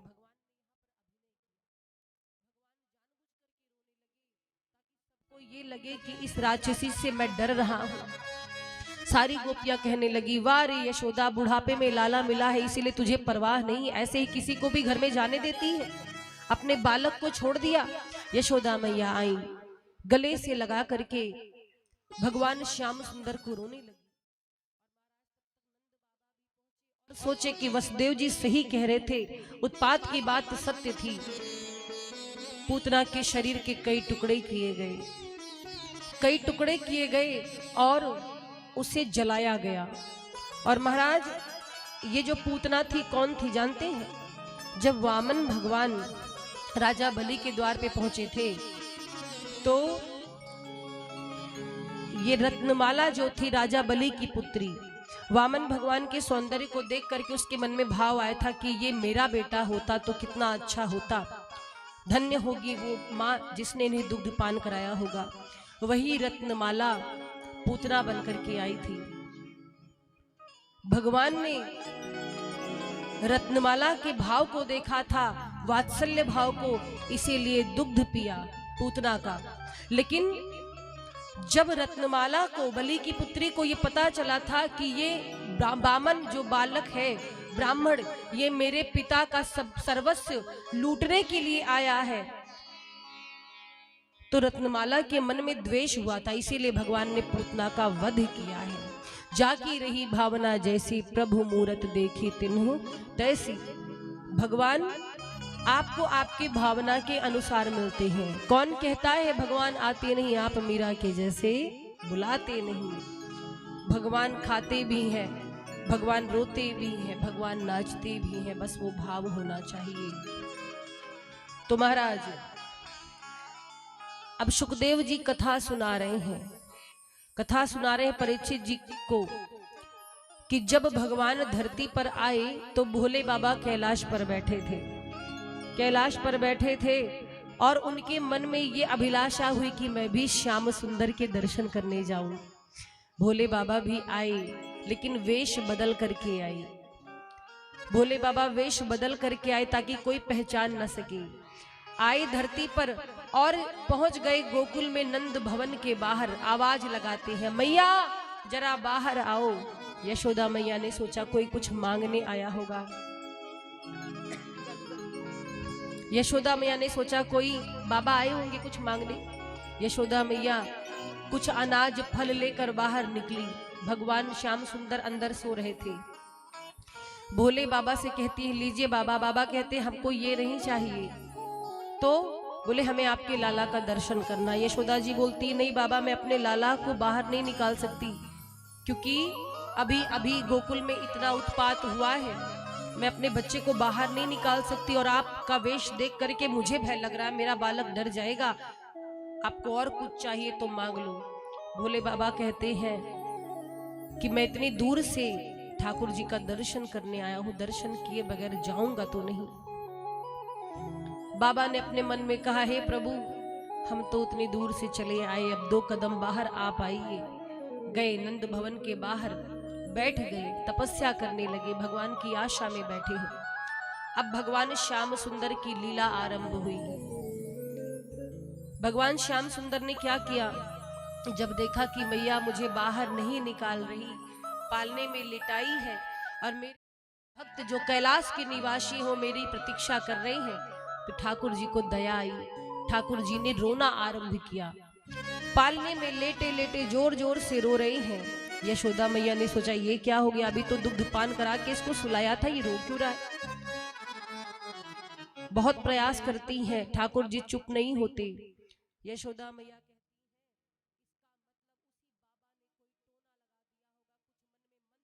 होगा तभी मेरा लाला रो रहा है। माताओं को ये भ्रम बहुत जल्दी होता है, बच्चा खूब रोया तो बोलेंगे मेरे लाला को नजर लग गई है ना। बेचारी यशोदा मैया क्या जाने कि ये भक्त और भगवान की लीला चल रही है। क्या किया, एक दासी को बुलाया और कहा दासी से कि जाओ थोड़ी दूर पर देखो कोई बाबा बैठा है, अगर दिखाई पड़े तो उसको बुला लेना और कह देना कि आकर मेरे बालक की नजर उतारे, पता नहीं कौन सा मंत्र पड़ गया कि मेरा लाल चुप नहीं हो रहा है। वो दासी गई बाबा के पास, भोलेनाथ बैठे हैं नेत्र बंद किए। कहती बाबा आपको यशोदा मैया बुला रही हैं, चलिए नंद भवन में।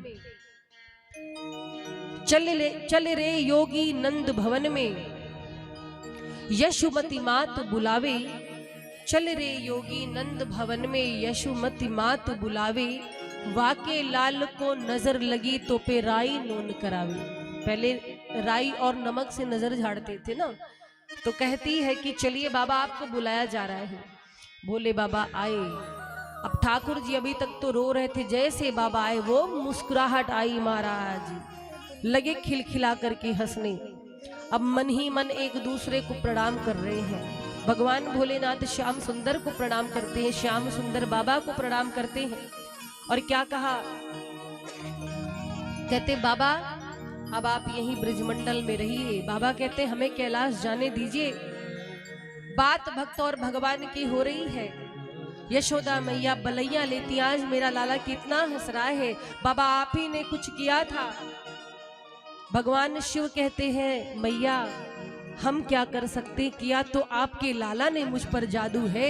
मन ही मन कहते हैं कि मैं कैलाश से खिंचा चलाया आपके बालक के सुंदर स्वरूप को देखने के लिए। हो जादू कर गयो रे,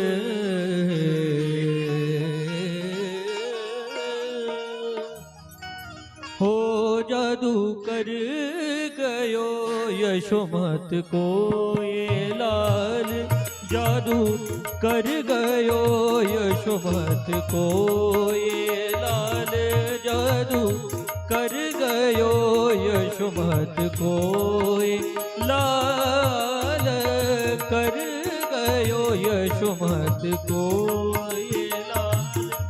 जाके नैना कारे टेढ़ी चाल, जाके नैना कारे टेढ़ी चाल, जादू कर गयो यशोमत को ये लाल, जादू कर गयो यशोमत को ये लाल।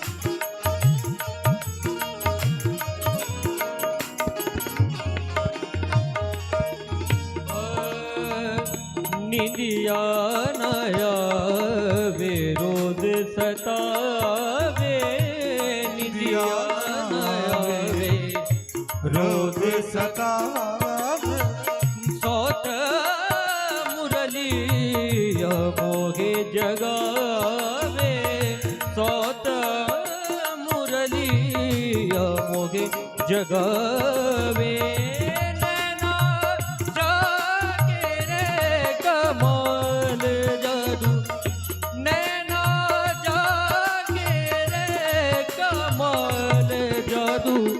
कर गयो यशोमत को ये लाल, जादू कर गयो यशोमत को ये लाल। जाके नैना कारे टेढ़ी चाल, जाके नैना कारे टेढ़ी चाल, जादू कर गयो यशोमत को ये लाल, जादू कर गयो यशोमत को ये लाल।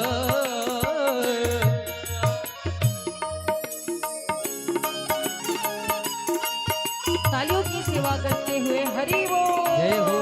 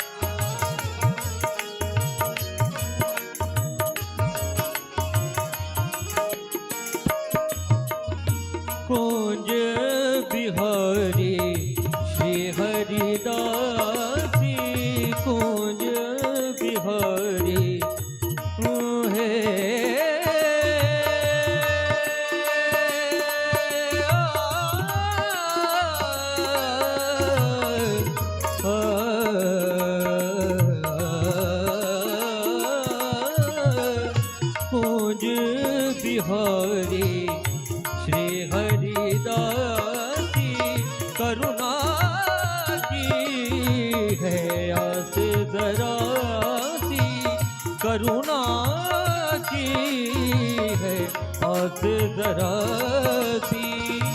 मन बस गयो मेरो बाको लाल लाल, मन बस गयो मेरो बाको लाल, जादू कर गयो यशोमत को ये लाल, जादू कर गयो यशोमत को ये लाल। जाके नैना काले तेरी चाल, जाके नैना काले तेरी चाल, जादू कर गयो यशोमत को ये लाल, जादू कर गयो यशोमत को ये लाल, जादू कर गयो यशोमत को ये लाल, जादू कर गयो यशोमत को ये लाल।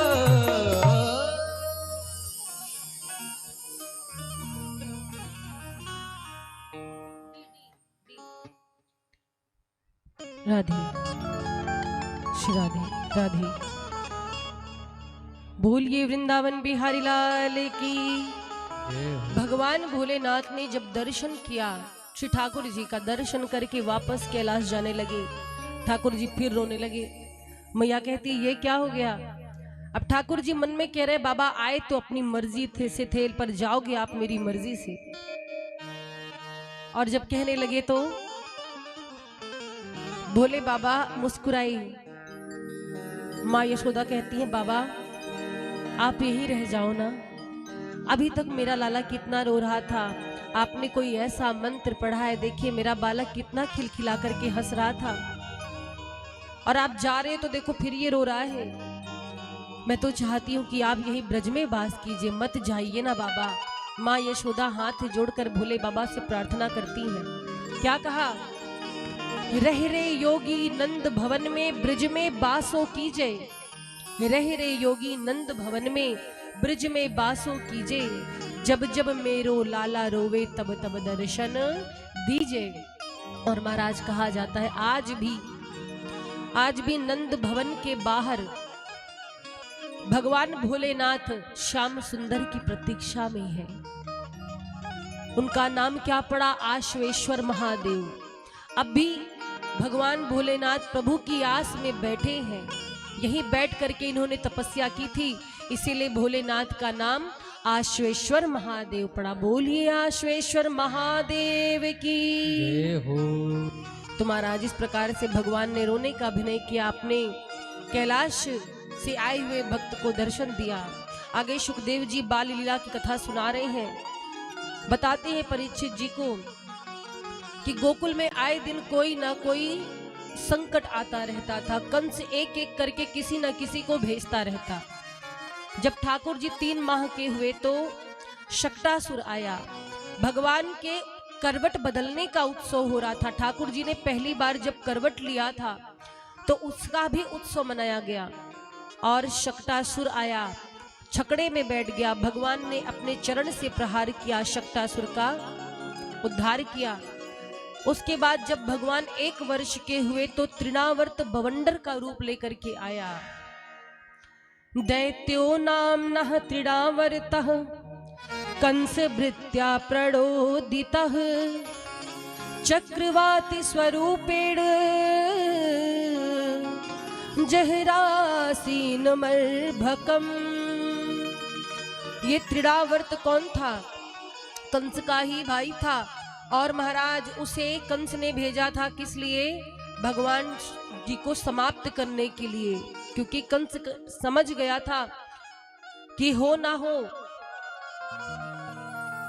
जब जब मैं किसी को भेजता हूं तब तब वो सफल नहीं होता है। शंका कंस को थी कि नंद भवन में ही मेरा काल है, पर वो कभी स्पष्ट कहता नहीं था। तो कभी पूतना को भेजा, कभी शक्टासुर को, इस बार तृणावर्त को भेजा। भगवान ने तृणावर्त को भी समाप्त किया है। और इसके बाद भगवान के नामकरण की लीला हुई। ठाकुर जी 1 वर्ष के हो गए थे पर कोई नाम नहीं पड़ा था। मैया कभी लाला कह के बुलाती, कभी कनुआ कह करके बुलाती। ठाकुर जी सांवले थे तो कनुआ कनुआ कह करके बुलाती। वसुदेव जी मथुरा में थे फिर भी उनको चिंता हुई। किस बात की चिंता हुई कि 1 वर्ष हो गए, मेरे बच्चों के पता नहीं क्या नाम पड़े होंगे। अपने गुरु गर्गाचार्य जी से कहा कि गुरुदेव आप मेरे कहने से गोकुल चले जाइए, वहां नंद भवन में मेरे 2 बालक हैं, उनका नामकरण करके आ जाइए। आप किसी भी प्रकार उनको पता मत चलने दीजिएगा कि वो बालक हमारे हैं, बस आप नामकरण करके चले आइए। गर्गाचार्य जी पधारे। गर्गाचार्य जी आए। नंद बाबा गौशाला में गौदोहन कर रहे थे। 1 लाख गैया है नंद बाबा के, गौदोहन कर रहे थे। उसी समय गर्गाचार्य जी जा रहे थे। नंद बाबा ने देखा तो नंद बाबा ने बुलाया, अरे महाराज जरा रुको तो, अरे ब्राह्मण देव जरा इधर तो आइए, आपके दर्शन पाकर हम धन्य हो गए। और बताइए कैसे हैं। गर्गाचार्य जी ने अपना परिचय छुपाया, कहां से आए हैं, कौन है, कुछ नहीं बताया। नंद बाबा कहते हैं कि हे गुरुदेव आप क्या करते हैं। गर्गाचार्य जी ने कहा हम तो पंडित हैं, हम शादी विवाह करवाते हैं, किसी के बच्चे का नामकरण करना हो तो करते हैं। नामकरण से याद आया, अरे वे महाराज हमारे भी 2 बालक हैं, अभी तक नाम ही नहीं पड़ा है, कनुआ कनुआ कह करके बुलाते हैं, आ ही गए हैं तो हमारे बालकन का नामकरण कर दीजिए। गर्गाचार्य जी बोले आपके बालकों का नामकरण हम नहीं कर सकते। क्यों महाराज। बोले आप कोई भी काम छोटे में करते नहीं हैं। आपने जब उत्सव मनाया था जन्म का तो पूतना आ गई थी, करवट बदलने का उत्सव बनाया तो शक्टासुर आ गया था। अब यही नामकरण का कोई उत्सव रख देंगे आप तो फिर कोई बवाल हो जाएगा, हम नहीं करेंगे। नंद बाबा कहे ऐसा, अगर ऐसी बात है तो हे गुरुदेव आप हमारे बालकों का नामकरण चुपके से कीजिए, हम पड़ोसी को भी नहीं पता चलने देंगे। आप गौशाला में बैठ करके नामकरण कीजिए, इस बार हम कोई भी उत्सव नहीं करेंगे, बड़े आराम से नामकरण कराएंगे। गर्गाचार्य जी बोले ये ठीक है। महाराज गर्गाचार्य जी की बात सुनकर के नंद बाबा दौड़े दौड़े भवन में आए। यशोदा मैया और रोहिणी मैया से कहा कि बड़े उच्च कोटि के संत पधारे हैं हमारे बालकों का नामकरण करने। आप दोनों मैया जल्दी से तैयार होके बालकन को तैयार करके गौशाला में लेके आओ, धीरे से वही नामकरण हो जाएगा। ऐसा कहकर नंद बाबा तो गए गर्गाचार्य जी के पास। अब यशोदा मैया रोहिणी मैया ने जब सुना कि संत आए हैं उच्च कोटि के, भूत भविष्य वर्तमान की जानते हैं, तो दोनों मैया ने आपस में एक योजना बनाई। यशोदा मैया कहती रोहिणी मैया से कि बहन सुनो, आज हम लोग बालकों की अदला बदली करके बैठेंगे, अगर ये संत ज्ञानी होंगे तो पता लगा लेंगे कौन किसका बेटा है। यशोदा मैया कहती हैं कि हम गोरे और रोहिणी जी आपका बालक गोरा, हम दोनों का कलर खूब मैच करे, सो आपके बालक को हम अपनी गोद में लेके बैठेंगे, और आप सांवली हमारा कनुआ सांवला, आप इसे अपनी गोद में लेके बैठना, बालकन की अदला बदली करके बैठेंगे। परीक्षा ले रही थी गर्गाचार्य जी की। दोनों मैया सज धज करके दोनों बालकों को लेकर के आई। अब देखिए भगवान श्याम सुंदर है रोहिणी मैया की गोद में, और बलराम जी हैं किसके गोद में, यशोदा मैया की गोद में। गर्गाचार्य जी ने जब यशोदा मैया को देखा, यशोदा मैया की गोद में बैठे बालक को देखा, तो गर्गाचार्य जी ने बोलना शुरू किया। क्या कहा, अयम ही रोहिणी पुत्रो रमयन सुहृदो गुणैः आख्यास्यते राम इति बलाधिक्याद बलम विदुः। हे यशोदा रानी, आपके गोद में जो लाला है ना वो रोहिणी का बेटा है। यशोदा मैया कहती है ज्योतिषी तो ऊंचो है, बड़े ज्ञानी है। क्या कहा गर्गाचार्य जी ने, ये तो रोहिणी जी का पुत्र है, इनका नाम है राम, लेकिन लोग इनको बलराम कहेंगे, कुछ लोग इन्हें बलभद्र कहेंगे। और बलभद्र का अर्थ क्या होता है, कल्याण करने वाला। जो अपने बल से जगत का कल्याण करेगा वो बलभद्र होगा। कोई इन्हें हलधर कहेगा, कोई दाऊ भैया कहेगा। और इनका एक नाम शंकरषण भी होगा। किसी जन्म में ये एक गर्भ से संकर्षित करके दूसरे गर्भ में लाए गए हैं। ये नहीं बताया कि इसी जन्म की बातें हैं। और महाराज बलभद्र भैया का नामकरण हुआ। अब जैसे ही रोहिणी मैया की गोद में बैठे ठाकुर जी पे दृष्टि गई, एक अचंभा हुआ। जैसे गर्गाचार्य जी की दृष्टि पड़ी ठाकुर जी पे तो उन्हें ब्रह्म के दर्शन होने लगे, चतुर्भुज नारायण के।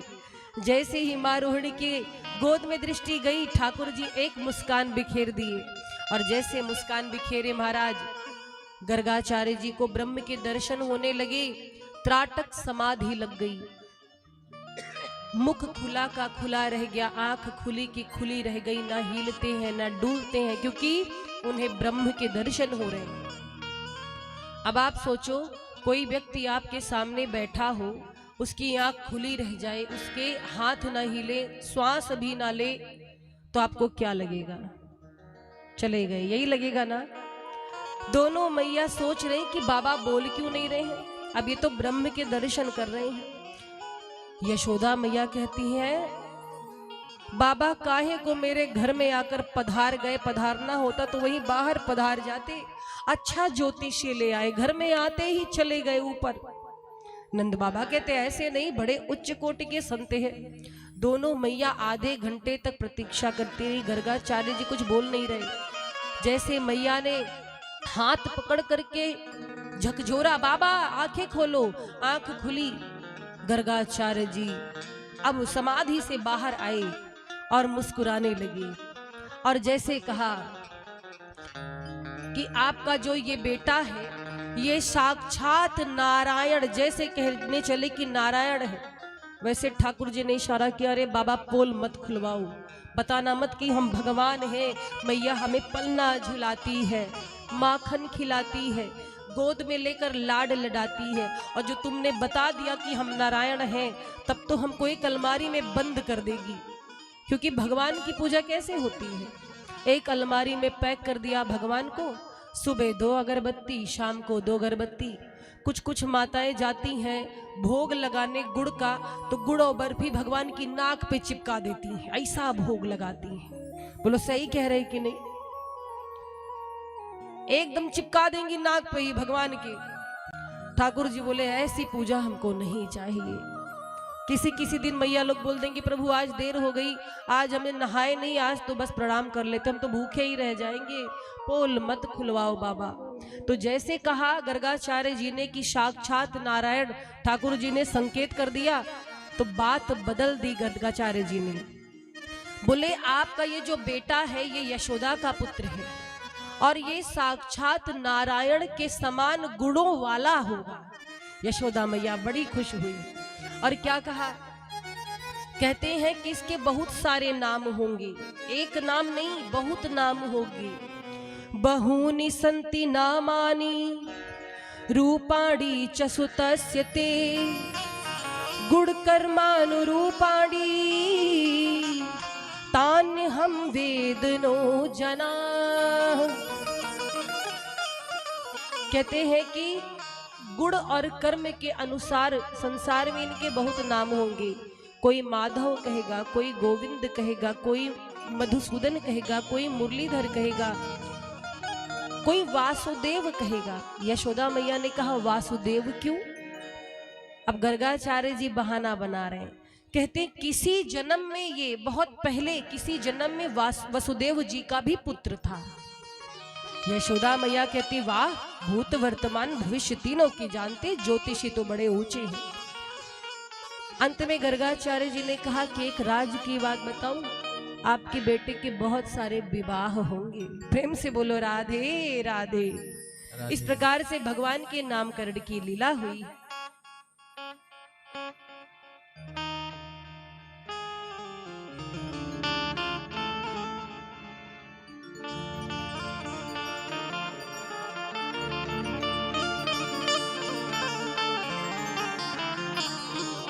बोलिए वृंदावन बिहारी लाल की जय हो। श्याम सुंदर तेरी याद में हम श्याम सुंदर तेरी याद में हम अब दीवाने हुए जा रहे हैं। श्याम सुंदर तेरी याद में हो अब दीवाने हुए जा रहे हैं। हिचकिया तुमको हिचकिया तुमको हिचकिया आती होगी तुम्हें भी, नाम तेरा लिए जा रहे हैं।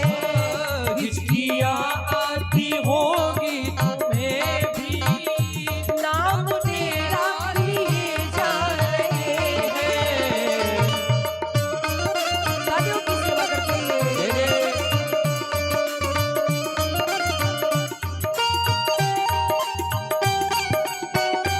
हो।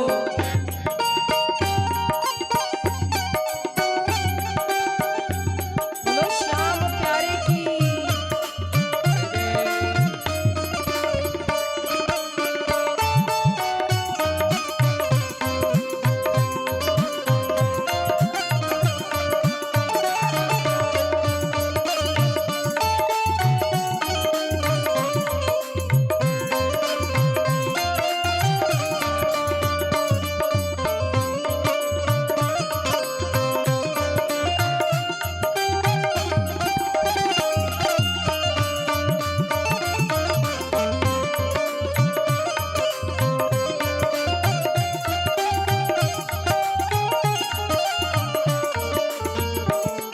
और हे श्याम सुंदर, तेरे उल्फत में हालत हमारी क्या से क्या हो गई क्या बताएं।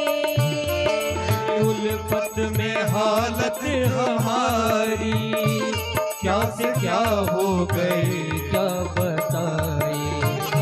तेरे उल्फत में हालत हमारी क्या से क्या हो गई क्या बताएं।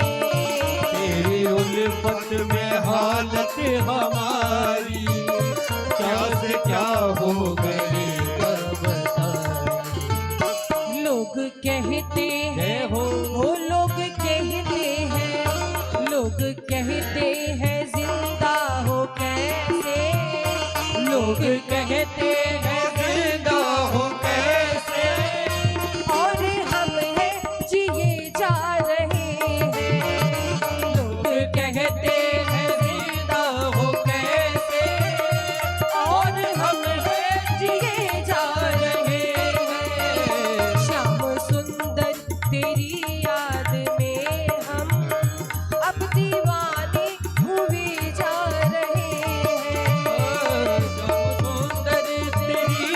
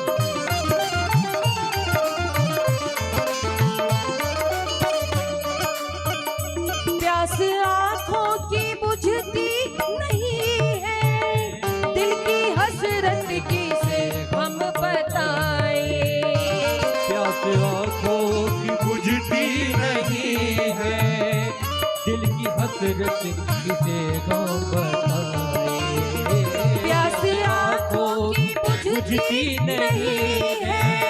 दिल की हसरत किसे हम बताएं, प्यास आँखों की बुझती नहीं है। दिल की हसरत किसे हम बताएं।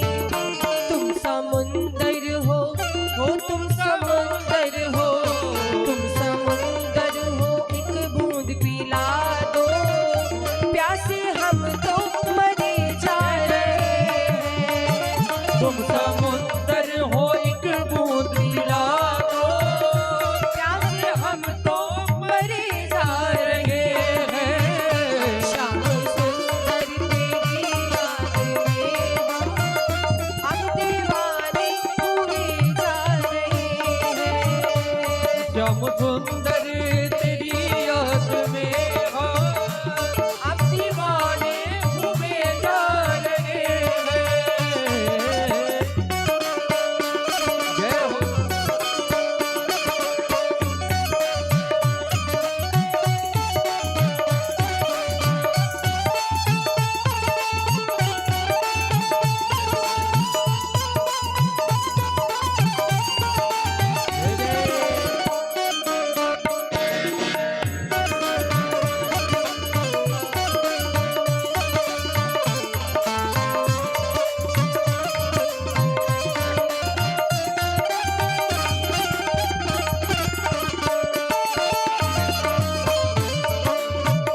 जय हो।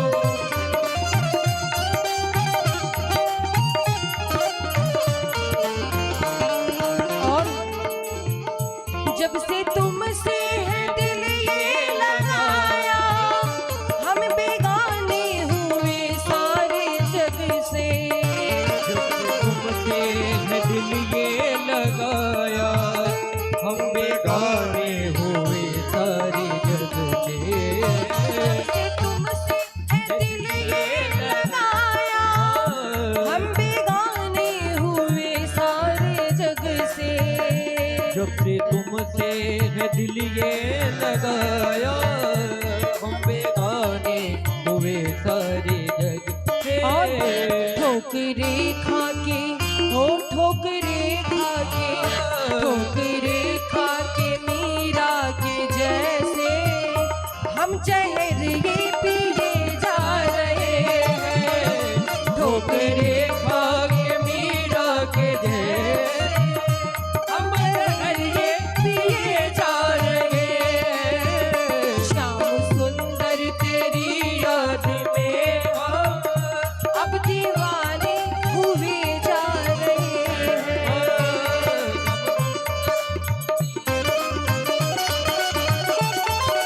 बोलिए वृंदावन बिहारी लाल की जय हो।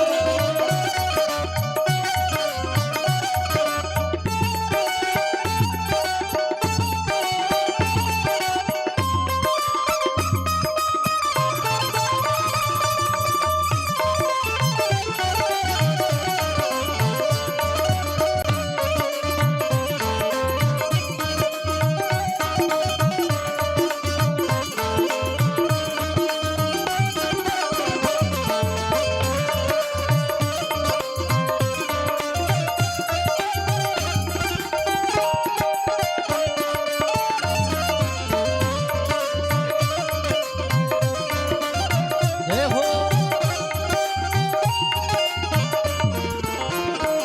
और हे प्रभु, है गुनाहगार शक तो नहीं है, सामने कैसे आए तुम्हारे। गुनहगार शक तो नहीं है, सामने कैसे आए तुम्हारे। गुनाहगार शक तो नहीं है, सामने कैसे आए तुम्हारे। है गुनहगार शक तो नहीं है, सामने कैसे आए तुम्हारे। फैसला तुम ओ फैसला फैसला तुम करोगे ये सुनकर, देखो हम खुश हुए जा रहे हैं। फैसला तुम करोगे ये सुनकर,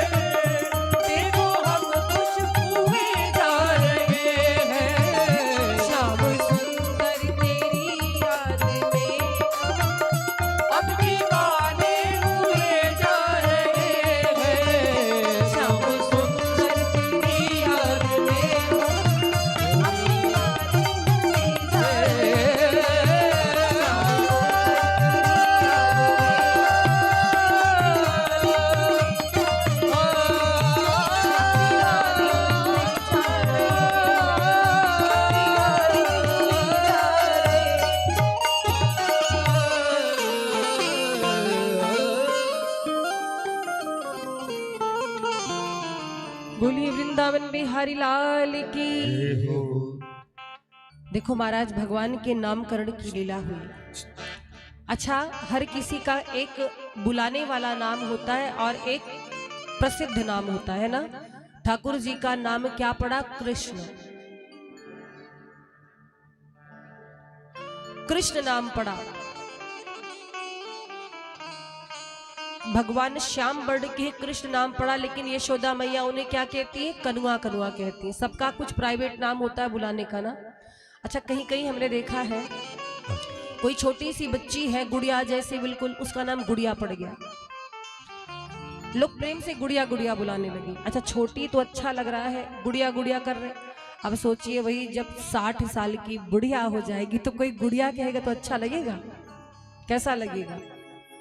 नाम इसीलिए सोच समझ करके रखना चाहिए। बुलाने का नाम जो है कोई बात नहीं, पर एक नाम प्रसिद्ध ऐसा होना चाहिए कि कोई बुलाए तो बुरा ना लगे। अब किसी का नाम छोटे पे है पप्पू, और जब वो हो जाए 80 साल के तो पप्पू को कितना बुरा लगेगा? अच्छा लगेगा? नहीं लगेगा। नाम भी सोच समझ करके रखना चाहिए। नाम का बड़ा प्रभाव जीवन पे पड़ता है। प्रयास ये हो कि नाम जब भी आप बच्चों का रखें, आजकल तो कोई कुछ भी नाम रख देता है, पंडित जी से पूछने कोई जाते नहीं। हमारे सनातन धर्म में 16 प्रकार के संस्कार बताए गए, जन्म से लेकर मृत्यु पर्यंत 16 संस्कार होते हैं, है ना। तो उन 16 संस्कार में नामकरण संस्कार भी होता है, लेकिन कुछ लोग पंडित जी से ज्यादा ज्ञानी हो गए, अपने ही नाम रख लेते हैं। अपने ही नाम रख लेंगे, और क्या क्या नाम रखेंगे? टिंकू, पिंकू, किसी का नाम हो तो बुरा मत मानना, कल्लू, मल्लू, ढल्लू, जो भी मन पाता है वही नाम रख देते हैं। अच्छा, हमारे जो बेंजो प्लेयर है, बेंजो प्ले कर रहे हैं, इनका भी नाम कल्लू है। बोल रहे हमें ही बोल रहे हैं क्या? ये बचपन में बड़े सांवले थे, अभी भी हैं, बदले नहीं है। तो इनकी माता जी ने कल्लू कल्लू कहती थी। अब देखिए आज इनका यही नाम फेमस हो गया। तो नाम सोच समझ के रखिए। कभी कभी व्यंग में लोग चिढ़ाने में बच्चों को कुछ ना कुछ कहते रहते हैं और वही नाम पड़ जाता है। एक छोटा सा बालक था, उसका नाम था नकटा। नकटा नकटा नाम सब बुलाते थे। और जब वो बड़ा हुआ उसका दूसरा भी नाम था, लेकिन वो नाम कोई जानता ही नहीं था। जब कोई पूछे कि तुम कौन हो, नाम बताए, अरे हम नकटा है, तब वो पहचानते थे। वो चुनाव में खड़ा हुआ, चुनाव में खड़ा हुआ, सब लोग बोले वोट किसको देना? बोले नकटे भैया को। और महाराज उसने अपना नाम लिखा, उर्फ नकटा लिखा, क्योंकि कोई पहचानता ही नहीं था उसको उस नाम से, सब उसे नकटा ही नकटा कहते थे। तो कहने का मतलब नाम ऐसा रखिए कि बाद में कभी कोई बड़े होने पे बुलाए तो आपको बुरा ना लगे, आपको शर्म ना आए, है कि नहीं? तो नाम सोच समझ कर रखना चाहिए। श्री राधे। प्रेम से बोलिए बांके बिहारी लाल की। जय हो। वृंदावन बिहारी लाल की। अरे आप लोग माताओं थोड़ा जयकारा लगाओ। जयकारा लगाने में पैसा नहीं लगता है, लगता है। वृंदावन बिहारी लाल की। जय हो। हाँ ऐसे बात है ना, खा पी के आए हैं, खाते पीते घर से है ना।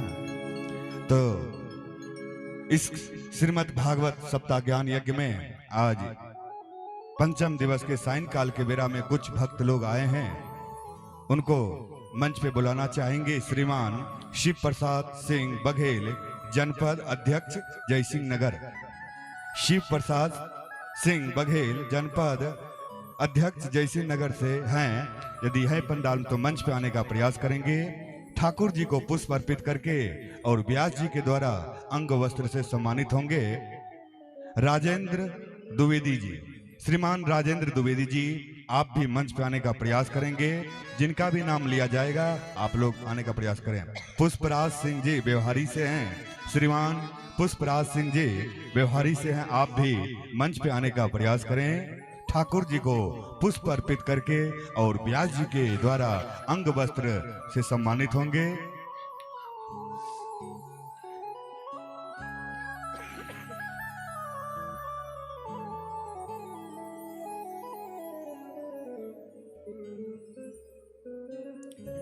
रमेश जी श्रीमान रमेश जी बिहारी से हैं, आप भी मंच पे आने का प्रयास करेंगे। श्रीमान रमेश जी,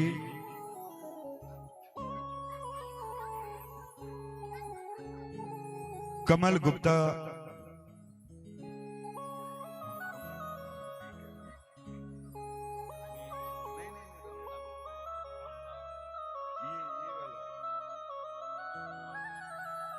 कमला गुप्ता जी गोवर्धे जो आए हैं वो भी मंच पाने का प्रयास करेंगे। कमला गुप्ता गोवर्धे। श्रीमान गुलाब गुप्ता मानपुर से हैं, वो भी मंच पाने का प्रयास करेंगे। लेकिन आप लोग ताली से स्वागत करते रहे, वाह, हाँ, ताली से स्वागत करते रहे जो भी महान भाव आ रहे हैं। गुलाब गुप्ता मानपुर से, राम प्रसाद गुप्ता गोवर्धे, राम प्रसाद गुप्ता, श्रीमान राम प्रसाद गुप्ता गोवर्धे से हैं, वो भी मंच पाने का प्रयास करेंगे। रामचरित्र गुप्ता सामतपुर से हैं, हम लोग का जजमान बन चुके हैं राम कथा में 9 दिवसीय में, इसलिए रामचरित्र गुप्ता सामतपुर से हैं, आप भी मंच पाने का प्रयास करेंगे। रामचरित्र जी को रामचरितमानस की कथा सुनाई गई थी, बड़ी सुंदर बात। एक बार जोरदार तालियां हो जाए। शिव प्रसाद गुप्ता मानपुर से, शिव प्रसाद, श्रीमान शिव प्रसाद गुप्ता जी मानपुर से हैं, आप भी मंच पे आने का प्रयास करें। ठाकुर जी को पुष्प अर्पित करके और ब्यास जी तो जोरदार ताली से स्वागत करेंगे आप लोग। श्रीमती शीला गुप्ता ठेगहारा जनपद सदस्य हैं, आप भी मंच पे आने का प्रयास करेंगे। शीला गुप्ता जी, आप भी।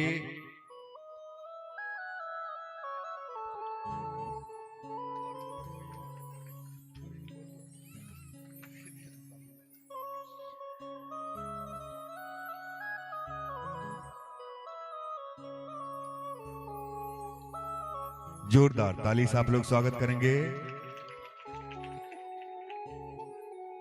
बड़े भाग्य से ये सब सत्संग मिलता है, इसलिए जो भी इस कथा में आए हैं गुप्ता परिवार की ओर से आप सभी भक्तों का हार्दिक अभिनंदन, स्वागत है।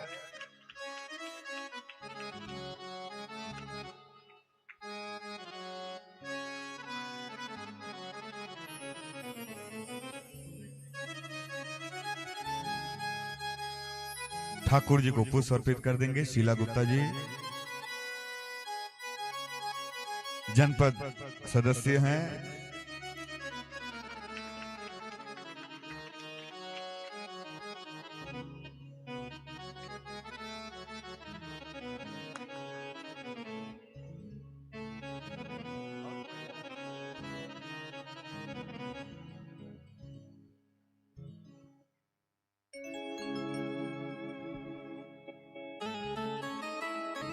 चलिए पुनः कथा में प्रवेश।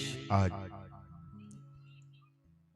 बाल लीला का आप लोग दर्शन करते हुए, आनंद लेते हुए गोवर्धन महाराज तक पहुंचना है। आप लोग मत जाइए, बीच में जाने लगते तो दुखी हो जाते। आप लोग जाए नहीं, 2 दिन का और मेला है, फिर हम लोग का चला चली का बेरा है, इसलिए आप लोग कथा में आए हैं तो आरती और प्रसाद लेकर के तब घर को प्रस्थान करें। सीताराम सीताराम।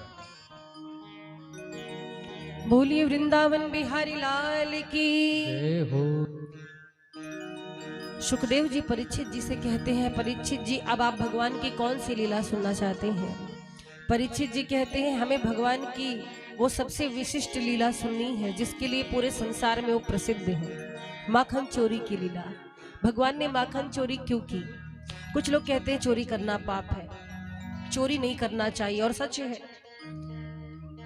लेकिन महाराज भगवान चोरी करते हैं तो उस चोरी के पीछे कुछ रहस्य है। जिसके पास जो होता है भगवान वही चुराते हैं। भगवान क्या क्या चुराते हैं? चीर चोर नेह नैन नीर चोर, चोर पुनि पीर को अधीर दुखियान के, चित्त चोर वित्त चोर नवल नवनित्य चोर, चोर शाम नीति प्रीति रीति कुल काम के, यशोदा की डोर चोर, तोर मोर वृत्ति चोर, चोर बरजोर दीन दासन गुमान के, दम्भिन को दम्भ चोर, पापिन को पाप चोर, चोर बरजोर श्याम सकल जहान के। भगवान वही चुराते हैं जो आपके पास होगा। भगवान बुराइयों को भी चोरी करते हैं, दंभियों का दंभ चोरी करते हैं। तो भगवान ने चोरी की, इसका मतलब ये थोड़ी है कि हर कोई चोरी करने लगे। भगवान ने माखन की चोरी की, ब्रजमंडल में पूजे गए। आप किसी के हाथ से, किसी मिठाई की दुकान से एक रसगुल्ला चुरा के दिखाओ, फिर देखो कैसा स्वागत होगा। तो भगवान कृष्ण की बराबरी नहीं की जा सकती। श्याम सुंदर ने जो किया है वो हम आप नहीं कर सकते, जो कहा है वो करना चाहिए। तो परीक्षित जी को भगवान की माखन चोरी की लीला सुनाते हैं कि एक बार की बात है, भगवान ने देखा कि उनके जो मित्र हैं श्री दामा मधुमंगल बड़े दुबले पतले थे, डेढ़ हड्डी के। भगवान कृष्ण कहते हैं मेरे घर तो 9 लाख गौएं हैं, मेरे घर तो माखन की कोई कमी नहीं है, पर ये जो मेरे मित्र हैं ये बेचारे माखन नहीं पाते, क्योंकि इनकी मैया सारा माखन बेच देती थी, इन्हें खाने को नहीं मिलता। तो भगवान ने कहा अपने मित्रों से एक दिन कि चलो हम लोग एक नया खेल खेलते हैं। कौन सा? बोले चोरी चोरी। बोले कौन सी चोरी चोरी हमें सिखाएगा लाला तू? बोले कौन सा धन दौलत चुराने की बात कर रहे हैं, हम तो बोल रहे हैं माखन की चोरी करो, तुम्हारे फायदे की बात कर रहे हैं। हमारा क्या, हमारे बाबा के 9 लाख गौएं हैं, हमें कमी थोड़ी। मंडली बनाई गई, चोर मंडली, उसके अध्यक्ष बने श्री ठाकुर जी कृष्ण भगवान। अब इन लोगों ने क्या लीला की? बोले हम लोग एक साथ झुंड में किसी गोपी के यहाँ पहुंचेंगे, वहां माखन चोरी करेंगे। एक गोपी के यहाँ गए माखन चुराने के लिए, माखन चुराने के लिए गए। और महाराज माखन चुराया कैसे? माखन ऊपर रखा हुआ था, टांगा हुआ था सिकहे में। श्याम सुंदर छोटे पहुंच नहीं पा रहे थे, इनके जो मित्र थे इनसे सब 1.5 हाथ लंबे थे, उम्र में सबसे छोटे यही थे। तो सारे मित्र एक घेरा बनाते हैं, भगवान उनकी पीठ पर चढ़ गए और पहुंच गए वहां।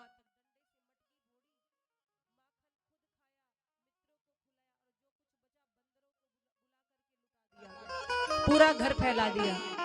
एक गोपी के यहाँ गए, उसने सुन रखा था कि कृष्ण अपने मित्रों के साथ चोरी करने आती है, तो उसने माखन कहीं और छिपा दिया था। भगवान कृष्ण गए, घर में माखन ढूंढा, माखन नहीं मिला। तो क्या किया? बोले ये घर नहीं, शमशान है, शमशान। बताओ यहाँ माखन ही नहीं है। और सच है महाराज, जिस घर में भगवान को भोग न लगे वो शमशान के ही समान है। और महाराज ठाकुर जी इतने चंचल थे, इतने चपल थे, सबका मन मोह लेते थे। एक दिन एक गोपी सो रही थी, मित्रों के साथ गए और खटिया में उसकी चुटिया बांध दी।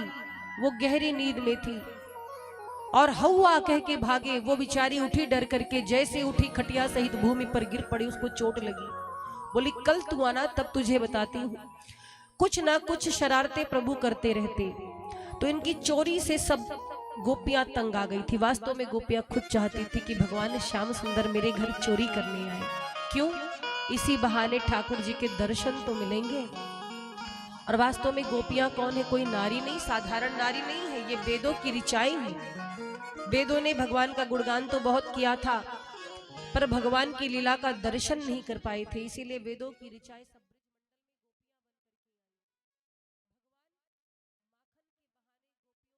चुराते थे।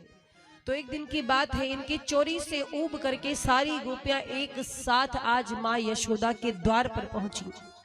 रोज एक एक गोपी आती थी तो कोई बात नहीं, आज 20-25 गोपियां इकट्ठे पहुंची। मैया बाहर निकलो। यशोदा मैया बाहर आई। क्या हुआ, क्यों चिल्ला रही हो? बोले अपने लाला को समझा लो, किसी दिन सबक सिखा देंगी हम। अरे क्या बिगाड़ दिया मेरे लाला ने?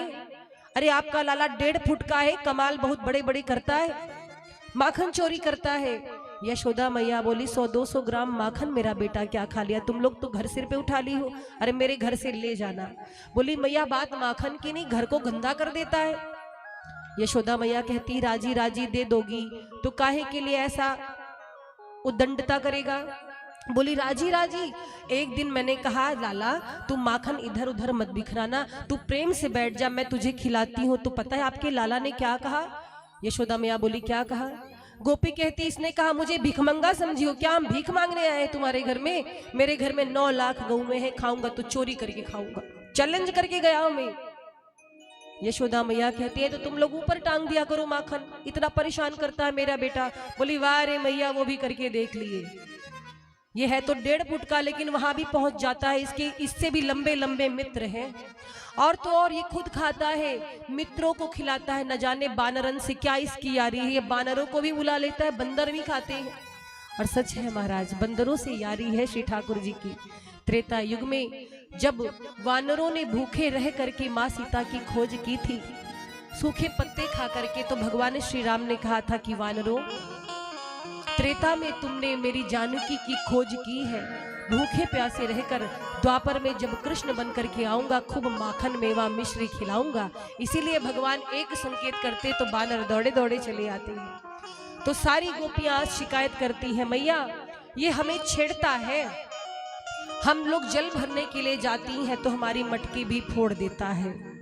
अरे मैया कन्हैया की शरारत क्या कहूँ, नटखट ने मटकिया फोड़ दी मेरी गगरिया, फोड़ दी मेरी मटकिया, फोड़ दी मेरी। ये चुपके से तेरे लाला, ये चुपके से तेरे लाला, तेरे इस छलिया ने कान्हा ने मटकिया फोड़ दी मेरी मटकिया, फोड़ दी मेरी गगरिया, फोड़ दी मेरी।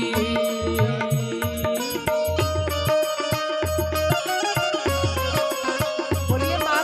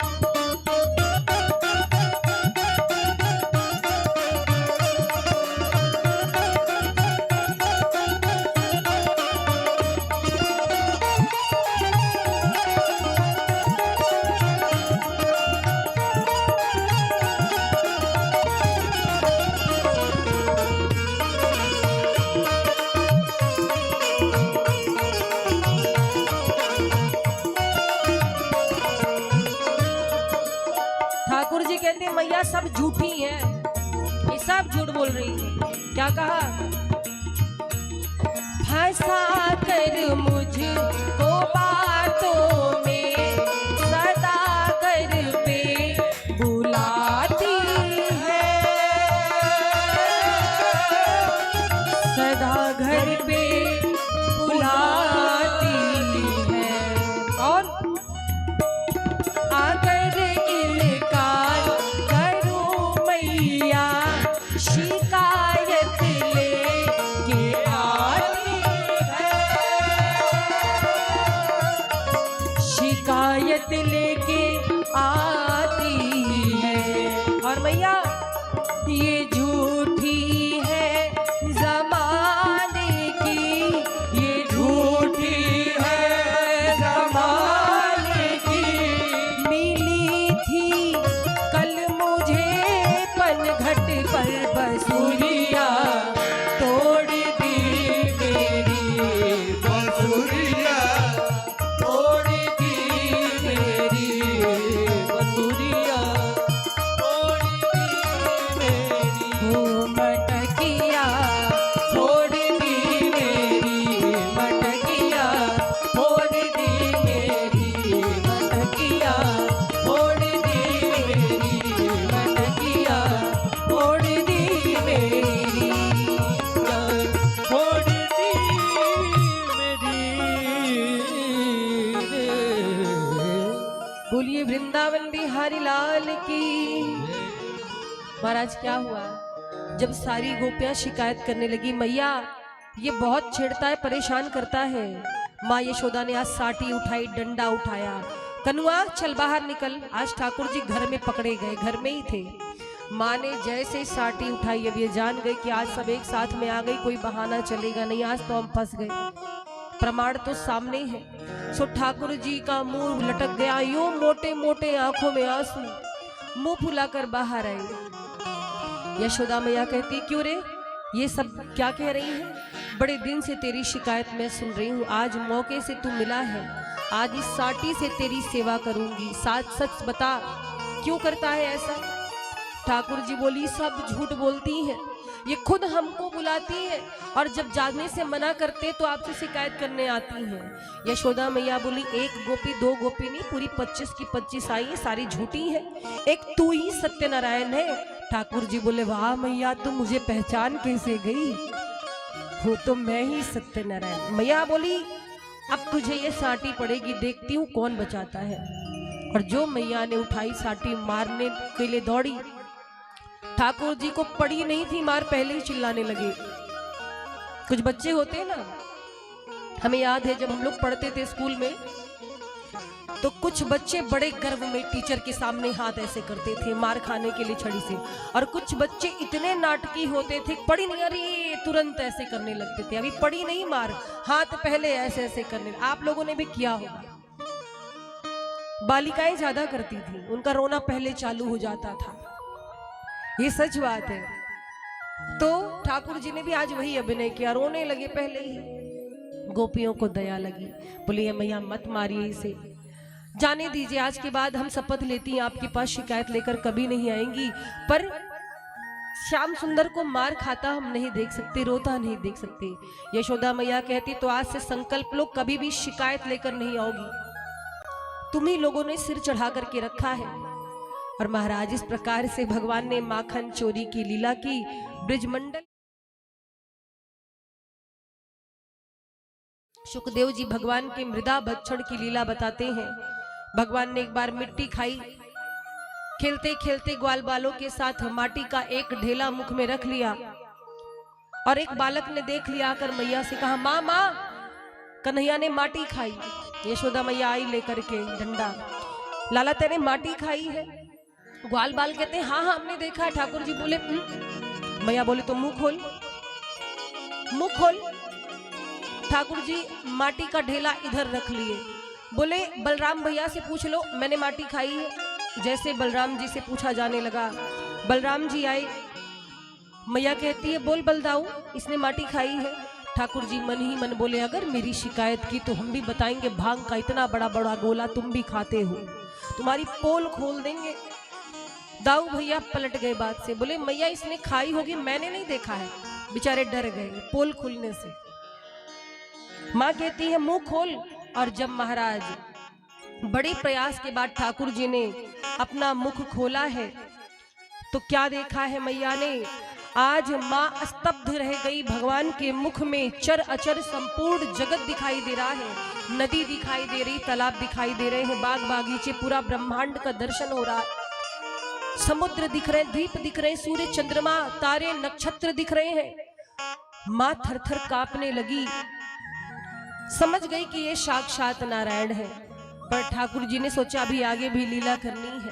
भगवान ने ऐसा किया, जैसे ही माँ की आंख खुली माँ सब भूल गई।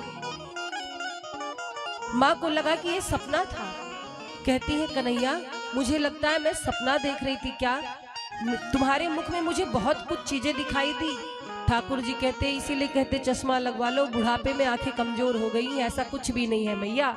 और महाराज इस प्रकार से मृदा भक्षण की लीला भगवान ने, क्योंकि भगवान ने सोचा ब्रज का माखन तो मैंने बहुत चखा, ब्रज की धूल का भी स्वाद ले लूं, ब्रज की मिट्टी का भी स्वाद ले लूं।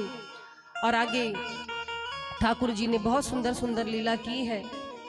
एक दिन की बात है, माँ यशोदा बैठी थी। भगवान श्याम सुंदर ने पूछा कि ये बताइए माँ, आपको दूध प्यारा है कि पूत प्यारा है। कहती लाला कैसी बात कर रहा है, मुझे तो पूत ही प्यारा है, तुम प्यारे हो। उस समय माँ भगवान को दुग्ध पान करा रही थी और चूल्हे पर बर्तन रखा था जिसमें दूध पक रहा था।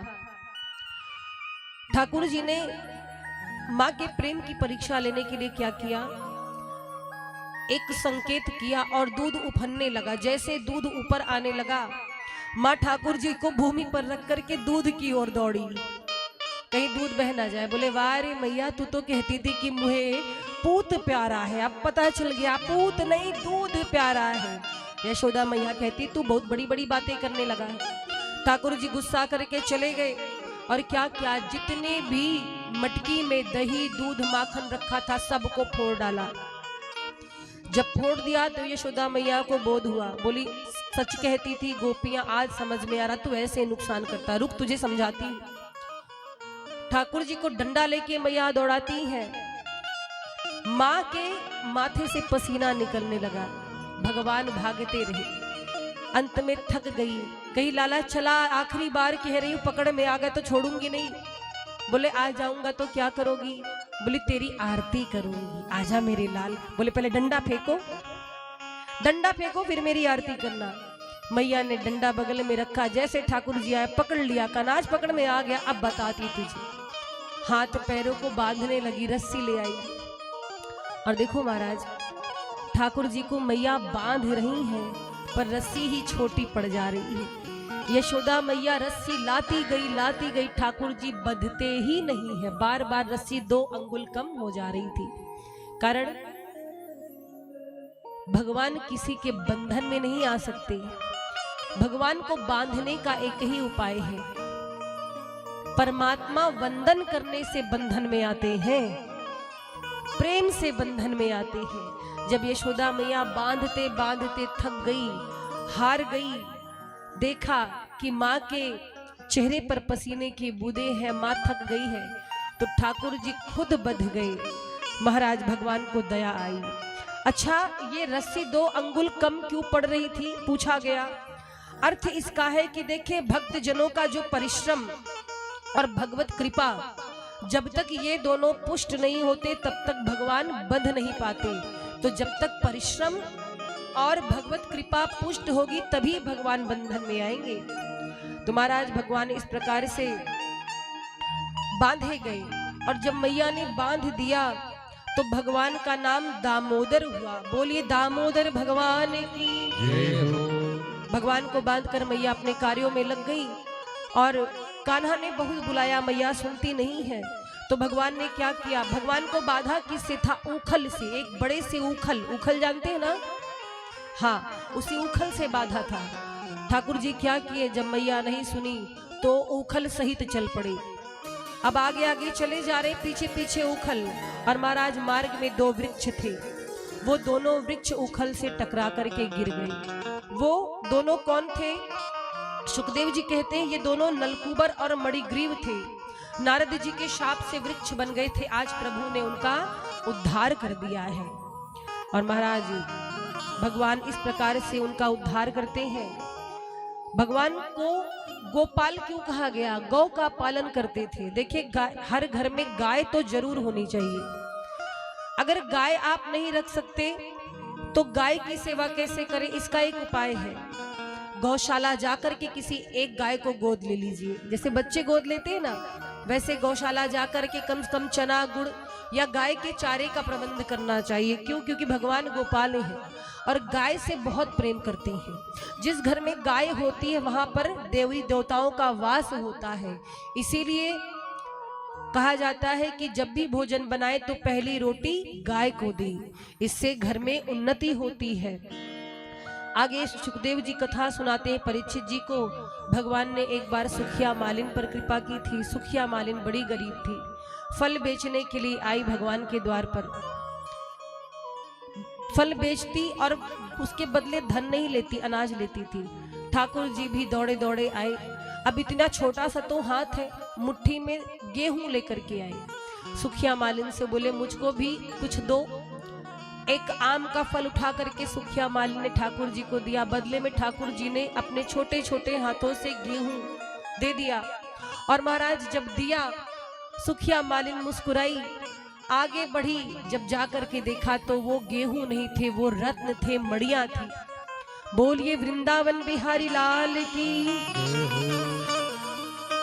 आगे चर्चा आती है ब्रह्मा जी को भी एक बार मोह हो गया था। ब्रह्मा जी ने भी भगवान की परीक्षा ली और भगवान ने ब्रह्मा जी के मोह को समाप्त किया। एक बार की बात है, कालिया नाग यमुना जी में आ गया था, यमुना जी को दूषित कर दिया था। भगवान ने कंदुक क्रीड़ा के बहाने यमुना जी में प्रवेश किया और कालिया नाग के फणों पर नृत्य करते रहे। इतना नृत्य किया कि कालिया नाग के फणों से रक्त बहने लगा। कालिया नाग की जो पत्नी थी वो हाथ जोड़कर क्षमा मांगने लगी। तब भगवान ने कालिया नाग से कहा कि आप यमुना को छोड़ करके रमण द्वीप चले जाइए। कालिया नाग ने कहा वहां हम कैसे जाएं? आपके गरुड़ जी हमें नहीं छोड़ेंगे। भगवान ने कहा हमने आपके ऊपर नृत्य किया है, हमारे चरण चिन्ह है आपके ऊपर, गरुड़ जी आपको प्रेम करेंगे। इस प्रकार से कालिया नाग का दमन किया। आगे गोवर्धन लीला की कथा आती है। एक दिन की बात है, भगवान श्याम सुंदर मित्रों के साथ खेल कूद करके आए। खेल कूद करके आए तो क्या देखा, घर में सुंदर सुंदर पकवान बन रहे हैं। जैसे गए रसोई में, पकवान पर हाथ लगाया, माँ यशोदा ने हाथ पकड़ लिया है, जय जय हो जाएगी। फिर ठाकुर जी ने सोचा जय जय किसकी होगी, भगवान तो मैं हूं, मेरी कोई इज्जत ही नहीं घर में, बोल रही जय जय हो जाएगी। फिर ठाकुर जी रोते रोते आए नंद बाबा के पास। बाबा बाबा मैया मुझे भोजन नहीं देती है, पुए नहीं दे रही है। नंद बाबा जी ने भी समझाया, लाला अभी नहीं, जब जय जय हो जाएगी फिर पाना। ठाकुर जी कहते हैं बाबा एक बात बताइए, ये जय जय काहे की होएगी? बोले इंद्र भगवान की। बोले इंद्र भगवान? ये इंद्र कौन सा भगवान है? मन में सोचे। ठाकुर जी ने कहा बाबा आप एक बात बताओ, आप लोग इंद्र को जय जय क्यों कहते हो और उन्हें भोग क्यों लगाते हो? नंद बाबा कहते हैं बेटा, इंद्र भगवान ही हमारे खेतों में वर्षा करते हैं, धरती पर वर्षा करते हैं, जिससे फसलें अच्छी होती है। हमारे जो जानवर हैं, पशु हैं, जो गैया है, उसी जल को पीती है और इसी से तो हमें दूध दही मिलता है। ठाकुर जी ने मन में सोचा कि ये इंद्र कब से जल वृष्टि करने लगे। इंद्र के घर से जो पानी आता है उसकी मेन सप्लाई तो हमारे टैंक से होती है, पर मेरे घर वालों को तो कोई पता ही नहीं। ठाकुर जी ने कहा बाबा आप इंद्रदेव को भोग मत लगाया करो, वो कौन से भगवान है? नंद बाबा बोले ना लाला ऐसी बात मत कर, कहीं इंद्रदेव ने सुन लिया तो क्रोधित हो जाएंगे। ठाकुर जी बोले आपको लगता है कि इंद्रदेव वर्षा करते हैं? बाबा बोले अभी तक तो हमें यही लगता है, इसीलिए हम लोग जय जय करते हैं, उनको भोग लगाते हैं। ठाकुर जी ने कहा आज से इंद्र की पूजा बंद, आज से इंद्र की पूजा बंद कीजिए। अब महाराज जब कहा कि इंद्र की पूजा बंद कीजिए, नंद बाबा डर गए, बोले तो किसकी पूजा करें? ठाकुर जी ने कहा अरे पूजा करनी है तो गोवर्धन भगवान की कीजिए। तो क्या लाला गोवर्धन भगवान भी जल वर्षाएंगे? ठाकुर जी बोले जो कहोगे वो करेंगे। ठाकुर जी ने कहा ये बताइए बाबा, आप लोग जय जय करते हो, भोग लगाते हो इंद्र भगवान को, आज तक कभी आकर के इंद्र ने भोग को ग्रहण किया है? आपने देखा है? आपको प्रकट होकर दर्शन दिया है? नंद बाबा बोले नहीं। बोले गोवर्धन भगवान की सेवा करिए, गोवर्धन भगवान प्रकट होकर के दर्शन देंगे। बोले प्रकट होकर के दर्शन देंगे। अब महाराज नंद बाबा बोले कि अगर इंद्र कुपित हो गए तो फिर उनके कोप से कौन बचाएगा? ठाकुर जी बोले कि जिस भगवान को आप भोग लगाओगी, जिनकी पूजा करोगी, वही गोवर्धन भगवान ही बचाएंगे। अच्छा, ठाकुर जी ने गोवर्धन भगवान की पूजा के लिए क्यों कहा? ठाकुर जी कहते हैं कि पूजा करनी है तो पर्वतों की करो। क्यों? ये पर्वत हमारी रक्षा करते हैं, ये वृक्ष हमारी रक्षा करते हैं, ये प्रकृति की पूजा करो। भगवान का एक संदेश है इस लीला के माध्यम से। भगवान ने सोचा अगर मैं ब्रजवासियों से कहूंगा कि मैं भगवान हूं तो ये मुझे भगवान कभी नहीं मानेंगे, क्योंकि यशोदा मैया मुझे अपना लाला मानती है, बाकी ब्रजवासी मुझे अपना सखा मानते हैं, मित्र। अगर मैं कहूंगा कि मैं भगवान हूं, मेरी पूजा करो, तो सब बोलेंगे मुंह धोने का सहूर नहीं आए, बड़े भगवान बन रही है, कोई मानेगा ही नहीं कि मैं भगवान हूं। सो इसीलिए कह दिया गोवर्धन भगवान की पूजा करिए। अब महाराज नंद बाबा कहते हैं कि लाला आज तेरे कहने पर हम इतना बड़ा निर्णय ले रहे हैं, हम चल रहे हैं गोवर्धन भगवान की पूजा करने, लेकिन फिर आगे तू संभालना। ठाकुर जी कहते आप निश्चिंत रहो बाबा, चलो तो। और महाराज अब सारे ब्रजवासियों ने बढ़िया बढ़िया भोग तैयार किया। भोग तैयार करके सभी आज चल पड़े हैं 7 कोस के गोवर्धन जी की ओर। बैलगाड़ियों पे बढ़िया बढ़िया पकवान लाद करके सब चल पड़े और पहुंचे कहाँ? गिरिराज जी के पास। जब गिरिराज जी के पास पहुंचे तो क्या हुआ? गिरिराज जी को जब देखा ब्रजवासियों ने, बोले ये तेरे भगवान है? बोले हाँ। बोले है तेरे भगवान तो बड़े विचित्र हैं, इतने बड़े भगवान, 7 कोस माने 21 किलोमीटर के गिरिराज जी हैं। ठाकुर जी ने कहा अब आप सेवा शुरू करो। पहले ठाकुर जी ने कहा स्नान कराइए। अब सब लोग लेकर के कलश में आते हैं जल दूर दूर से, और घंटों तक नहलाया। गिरिराज जी का स्नान ही नहीं हो पा रहा था, इतने बड़े गिरिराज जी। सारे ब्रजवासी थक गए, बोले कन्हैया तेरे ये भगवान की तो मूछ भी गीली नहीं हुई, हजारन कलश पानी लग गए, अब क्या करें? ठाकुर जी ने कहा कि जिस गिरिराज जी की आप सेवा कर रहे हैं, आप इन्हीं से कहिए, प्रार्थना करिए, यही अपने स्नान की व्यवस्था बनाएंगे। सारे ब्रजवासियों ने हाथ जोड़ करके जब निवेदन किया तो भगवान की कृपा से मानसी गंगा प्रकट भई। बोलिए मानसी गंगा मैया की। मानसी गंगा प्रकट भई। मानसी गंगा जी से जल ला करके गिरिराज जी को स्नान कराया गया, स्नान कराया गया महाराज। और उसके बाद आई भोग की बारी। बोले कन्हैया याद है तूने कहा था कि तेरे ये भगवान भोग भी लगाएंगे और हमको प्रकट होकर दर्शन भी देंगे। ठाकुर जी ने कहा था। ठाकुर जी बोले कि मैंने कहा था तो ये सत्य है, आप लोग बस भोग लगाओ, बढ़िया थालियों में सजाओ और देखो मेरे भगवान कैसे भोग लगाते हैं।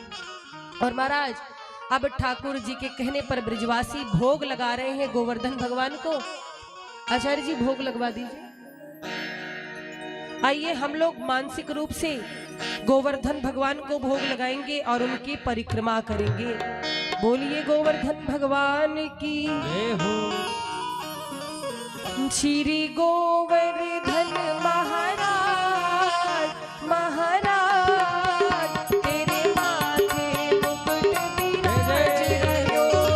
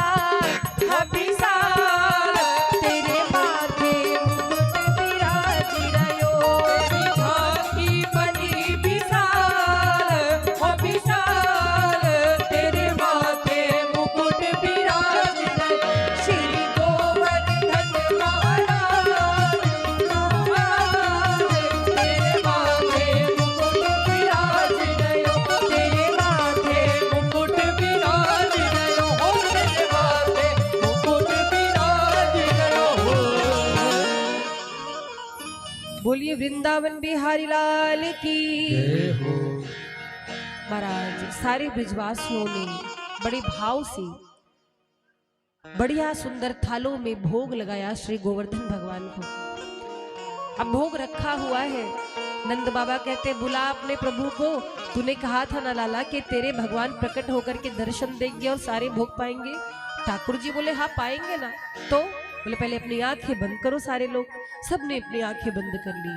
अब महाराज भगवान कृष्ण एक रूप से तो ब्रजवासियों के संग में खड़े हैं और दूसरे रूप से गोवर्धन जी पर विराजमान हुए और लगे सारे भोग को पाने। एक भी प्रसादी नहीं छोड़ी, भगवान ने सारा भोग खाली कर दिया। जो भी माताएं जा रहे हैं, गोवर्धन महाराज का प्रसाद लेकर के आप लोग जाएंगे। कथा सुनने का फल यही है, प्रसाद लेकर के आप लोग जाएंगे। मुश्किल से 5 से 10 मिनट और। वैसे समय 3 से 7 का था, आपकी सुविधा के लिए हमने 6 बज रहा 6:30 का कर दिया है। अब इससे अधिक सुविधा क्या दी जाए। प्रेम से बोलो राधे राधे। 2 बजे से राधे राधे।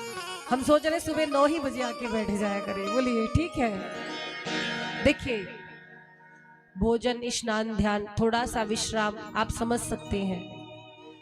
तो हम मानते हैं कि आपको बहुत कार्य है, बहुत सारी जिम्मेदारियां, पर 7 दिन और 7 दिन में तो 5 तो निकल ही गए, मात्र 2 दिन शेष। थोड़ा सा अपना शेड्यूल आप अगर चेंज करें तो बहुत अच्छी बात है। चलिए कोई नहीं, कल के लिए समय निकाल के आइएगा, क्योंकि कल भगवान का विवाह है।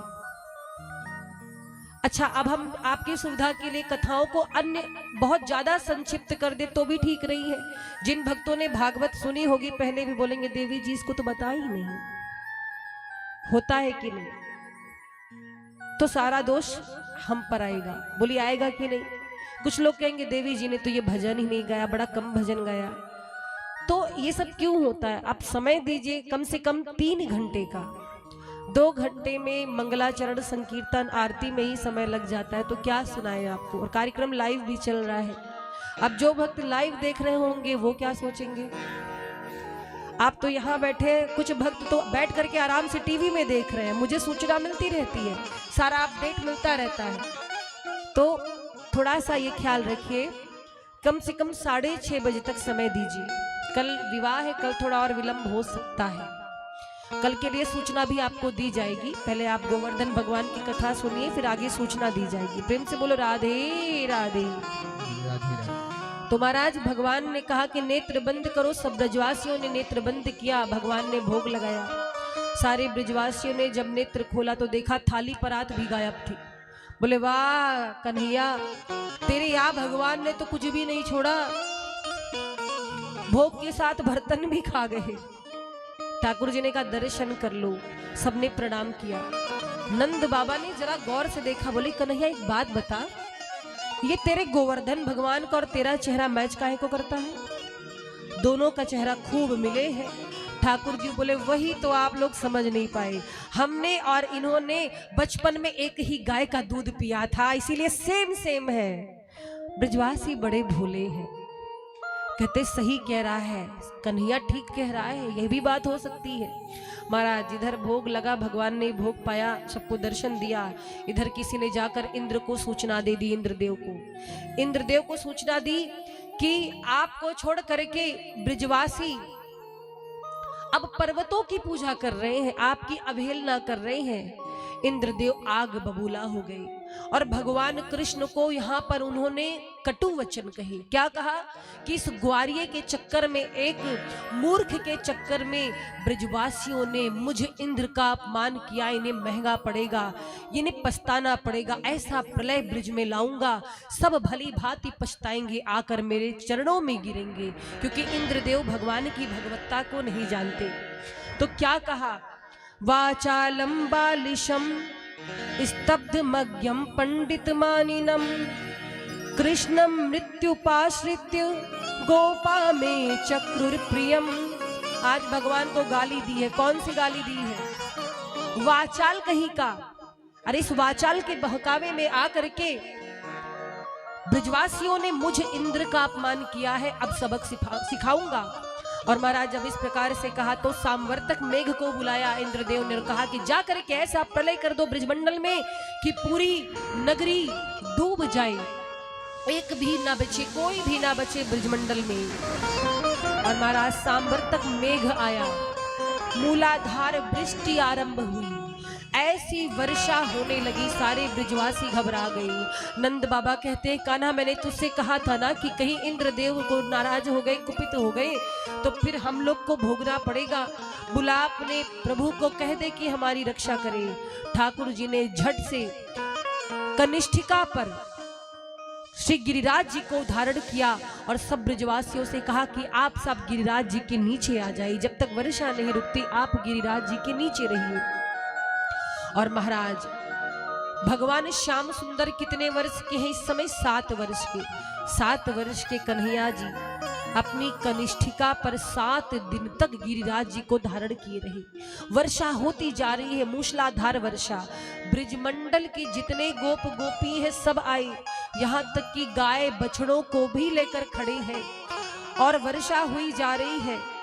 7 दिनों में भी जब इंद्रदेव ने देखा कि कोई विचलित नहीं हो रहा है तो इंद्रदेव को लगा कि कोई बात है। इंद्रदेव जब आए, ठाकुर जी को देखा, सामवर्तक मेघ का जल कम पड़ गया भगवान के इस चमत्कार के आगे। और महाराज इंद्रदेव को बड़ी लज्जा आई, आकर के श्री ठाकुर जी से क्षमा मांगी, प्रभु क्षमा करिएगा, हम मोहित हो गए थे, आपकी भगवत्ता को नहीं जान पाए थे, क्षमा मांग करके गए। अच्छा, भगवान को 56 भोग क्यों लगता है जानते हैं?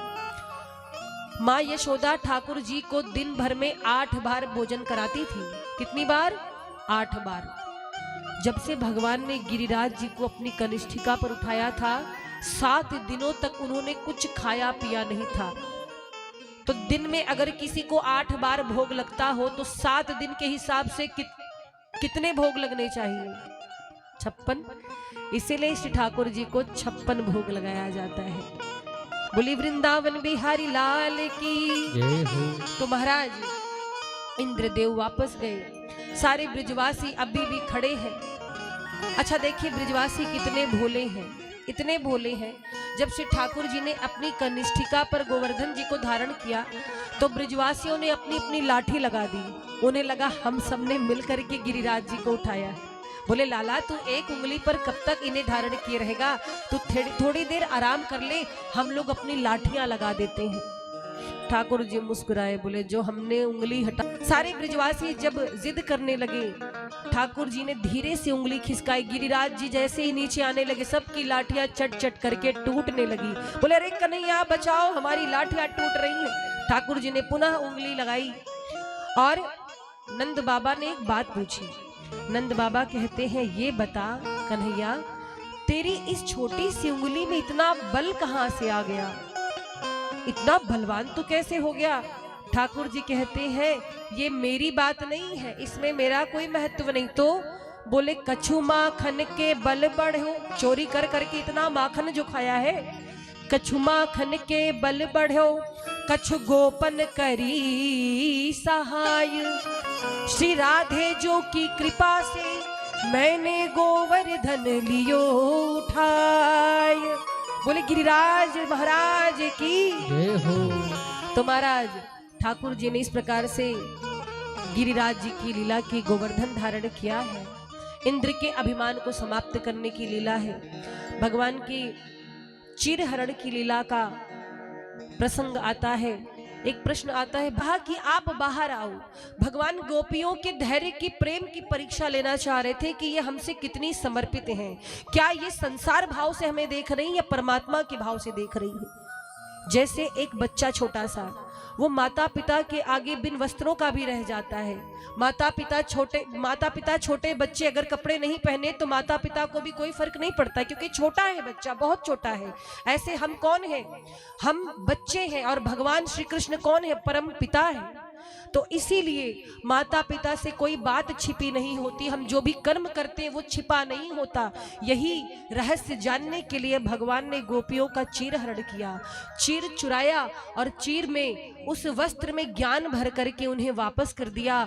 और जब गोपियों को ज्ञान हो गया, संसार की माया से वो दूर हो गई, तब भगवान ने कहा कि गोपियों अब तुम शुद्ध हो चुकी हो, तुम मेरे योग्य हो चुकी हो, शरद पूर्णिमा की रात्रि की प्रतीक्षा करना, मैं आपके साथ रास करूंगा।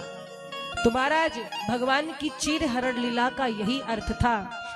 कल श्री ठाकुर जी का विवाह है और विवाह में कैसे जाते हैं पता है ना, पूरी तैयारी के साथ समय से आएंगे। कल माता रुक्मिणी भगवान द्वारिकाधीश का जयमाल उत्सव भी होगा, बहुत आनंद आएगा, बड़ी धूम होगी। कल आप लोग महाराज की भी कथा सुनेंगे। भगवान जब गोकुल से मथुरा गए, किस प्रकार से कंस का वध किया, ये कथा भी सुनेंगे।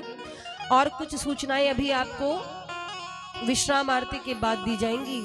आइए राधा रानी का एक सुंदर सा भजन, तत्पश्चात हम लोग विश्राम आरती की ओर अग्रसर होंगे। बस कुछ समय आप लोग और बैठेंगे।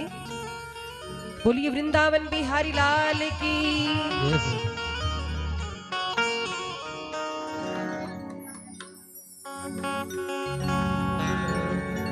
हो करुणा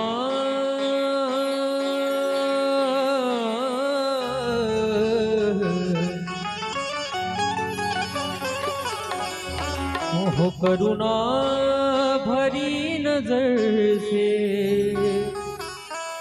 हो करुणा भरी नजर से,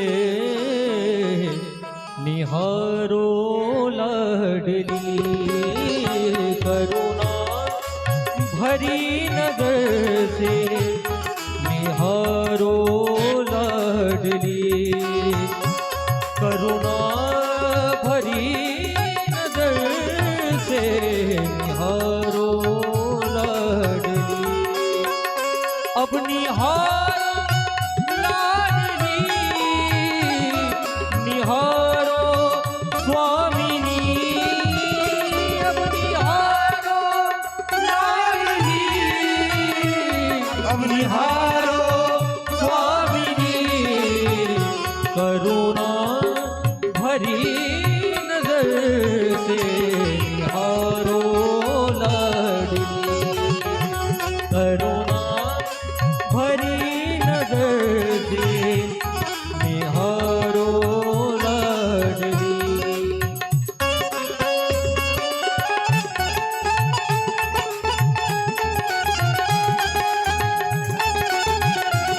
बोलिए बरसाने वाली की जय हो, श्याम प्यारी की जय हो।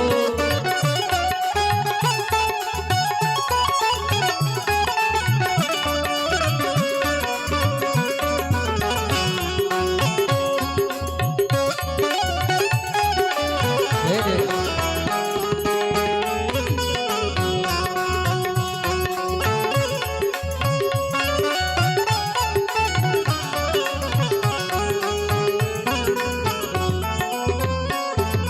ब्रज की निकुंज जैसा मेरा हृदय सजा दो, ब्रज की निकुंज जैसा मेरा हृदय सजा दो, ब्रज की निकुंज जैसा मेरा हृदय सजा दो, उस कुंज में निरंतर, उस कुंज में निरंतर, निहारो लाडली, करुणा भरी नजर से, निहारो लाडली।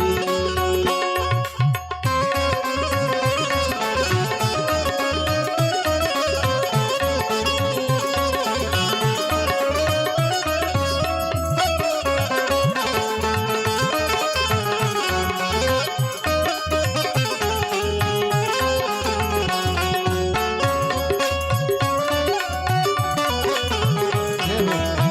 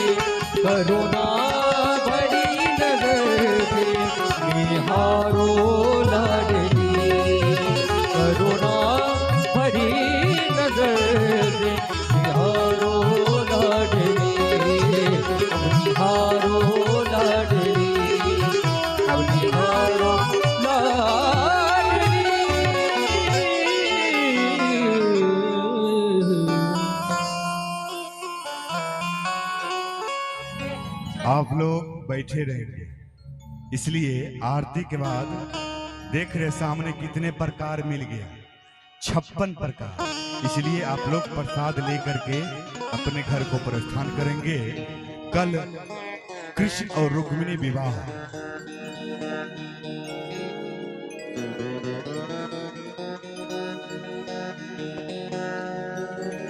श्री राधे राधे। आइए हम सभी विश्राम संकीर्तन की ओर चलते हैं। संकीर्तन के बाद आरती, 56 भोग का प्रसाद है। आज तो प्रसाद लेके जाना, देखना क्या क्या 56 भोग है। लेकिन स्वाद अलग मिलेगा, क्योंकि भगवान गोवर्धन महाराज को भोग लगा है ना, इसलिए स्वाद आप लोग लीजिएगा। 56 अलग अलग नहीं मिलेगा, सब मिक्स कर दिया गया है उसी में। हमारे भाई लोग हैं तो इस प्रसाद को मिक्स करें, जो भी इधर उधर प्रसाद हैं इसको मिक्स करके थोड़ा आप थोड़ा सामने प्रसाद में मिला दीजिएगा। मंच के वहां जहां पे प्रसाद वितरण हो रहा है वहां पे रखेंगे सबको, या तो बैठे रहेंगे तब देंगे सभी के हाथ में, या तो वहां पे रख करके सामने देंगे। कल कृष्ण और रुक्मिणी विवाह महोत्सव मनाया जाएगा। कल कौन कौन आएंगे? कल कौन कौन कथा में आएंगे? थोड़ा पार्लर से तैयार हो जाइएगा आप। हाँ, तो जोरदार ताली से आप लोग स्वागत करेंगे। कृष्ण रुक्मिणी विवाह महोत्सव कल आप सभी लोग धूमधाम से तैयारी बना करके आएंगे। कन्यादान और पांव पूजी में हमारे जजमान जी क्या क्या लगते हैं आप लोग ध्यान से सुनेंगे। जो जो पांव पूजी होता है वो आप लोग सामग्री लेकर के कल आएंगे। कल माताओं से निवेदन है, लाल लाल साड़ी पहन के आइएगा। हमारे रामाशंकर गुप्ता जी आप ध्यान देंगे, कल पांव पूजी भी करना है। कन्यादान में क्या क्या लगता है? सोना चांदी सब लगता है। हाँ, सारी श्रृंगार का सामान जो भी है आप लोग धूमधाम से तैयारी बना करके आप लोग आएंगे और कृष्ण और रुक्मिणी विवाह में आनंद लेंगे। और अपने जीवन को, एक चीज और, जिसका भी शादी ना हुआ हो तो कल की कथा सुन करके अपने भविष्य का तय कर सकते हैं। उसका शादी हो सके तो भगवान करा दे, एकदम दिल से बात है। जिसको भी ठाकुर जी चाहे हैं उसका मनोकामना पूरा हुआ, लेकिन दिल से आप वहां पे लगिए। कृष्ण रुक्मिणी विवाह में आप लोग शामिल हो, सभी का हार्दिक अभिनंदन, स्वागत है। चलिए संकीर्तन, आरती के बाद आप लोग प्रसाद लेंगे। जय श्री। माताओं के लिए लाल साड़ी कही गई थी, लाल वस्त्र। आप लोग सोच रहे होंगे हमारे लिए क्या आदेश है? कोई आदेश नहीं है। आपके पास पीले वस्त्र हो तो पीले पहन लीजिएगा, अगर लाल है तो लाल पहन लीजिएगा। लाल और पीले होकर के आना है, पर लाल पीले मत हो जाइएगा।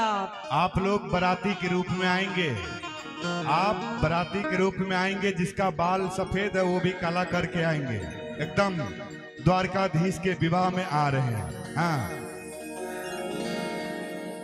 बोली वृंदावन बिहारी लाल की। निकुंज में बिराजे घनश्याम राधे राधे। निकुंज में बिराजे घनश्याम राधे राधे। निकुंज में बिराजे घनश्याम राधे राधे। निकुंज में बिराजे घनश्याम राधे राधे।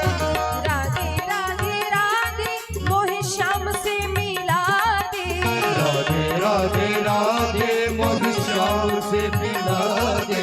राधे राधे राधे मोहे श्याम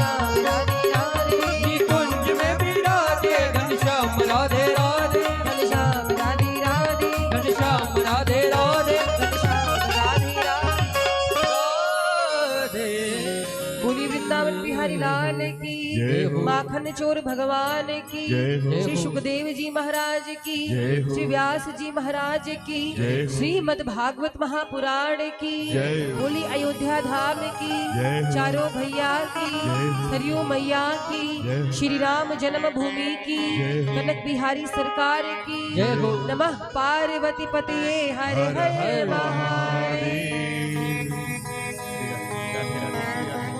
हरि ओम। हरि ओम।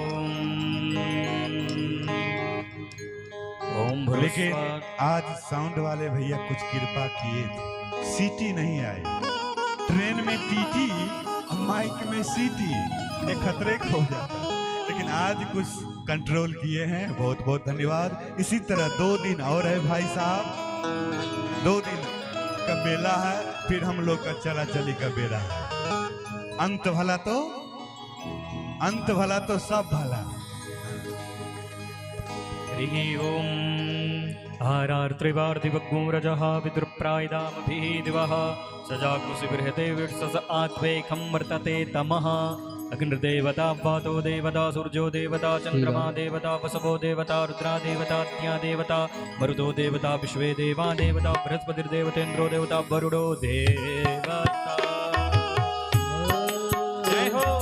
मन में बसा कर तेरी मूर्ति, मन में बसा कर तेरी मूर्ति, उतारूं मैं गिरधर तेरी आरती। में बसा कर तेरी मूर्ति, उतारूं मैं गिरधर तेरी आरती, उतारूं मैं गिरधर तेरी आरती, उतारूं मैं गिरधर तेरी आरती, उतारूं मैं गिरधर तेरी आरती। में बसा कर तेरी मूर्ति, उतारूं मैं गिरधर तेरी आरती।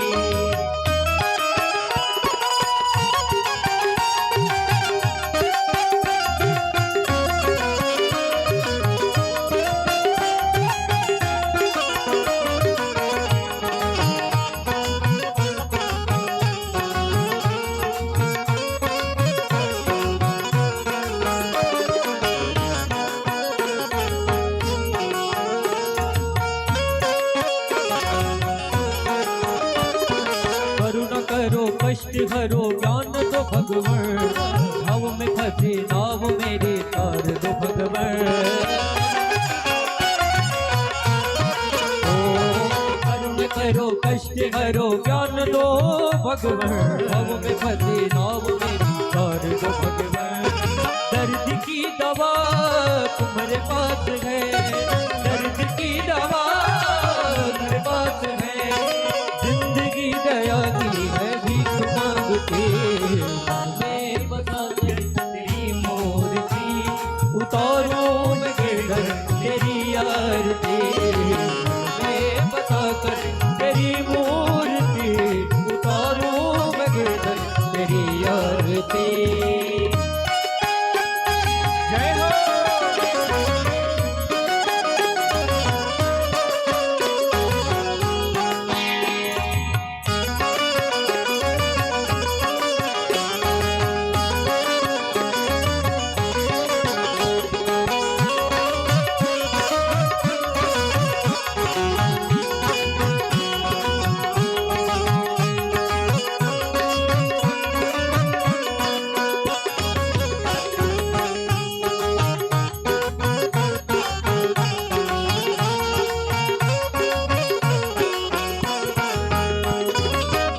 तुझसे क्या मैं यही सोचूं भगवान, जिंदगी जब तेरे नाम कर दी अर्पण।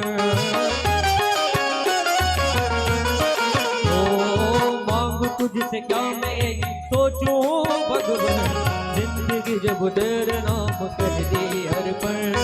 सब कुछ तेरा कुछ नहीं मेरा, सब कुछ तेरा कुछ नहीं मेरा, चिंता है तुमको प्रभु संसार के। मन में बसा कर तेरी मूर्ति, उतारो मैं गिरधर तेरी आरती। मन में बसा कर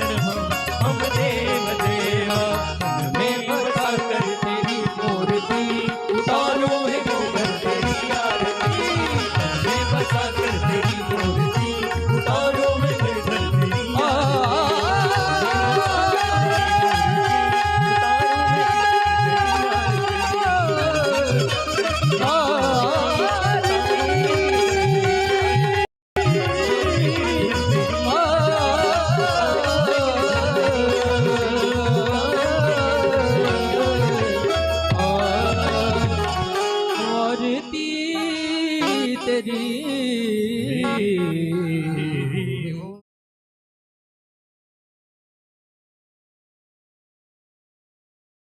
आत्माभिवन्दनं मन्त्रपुष्पाञ्जलिः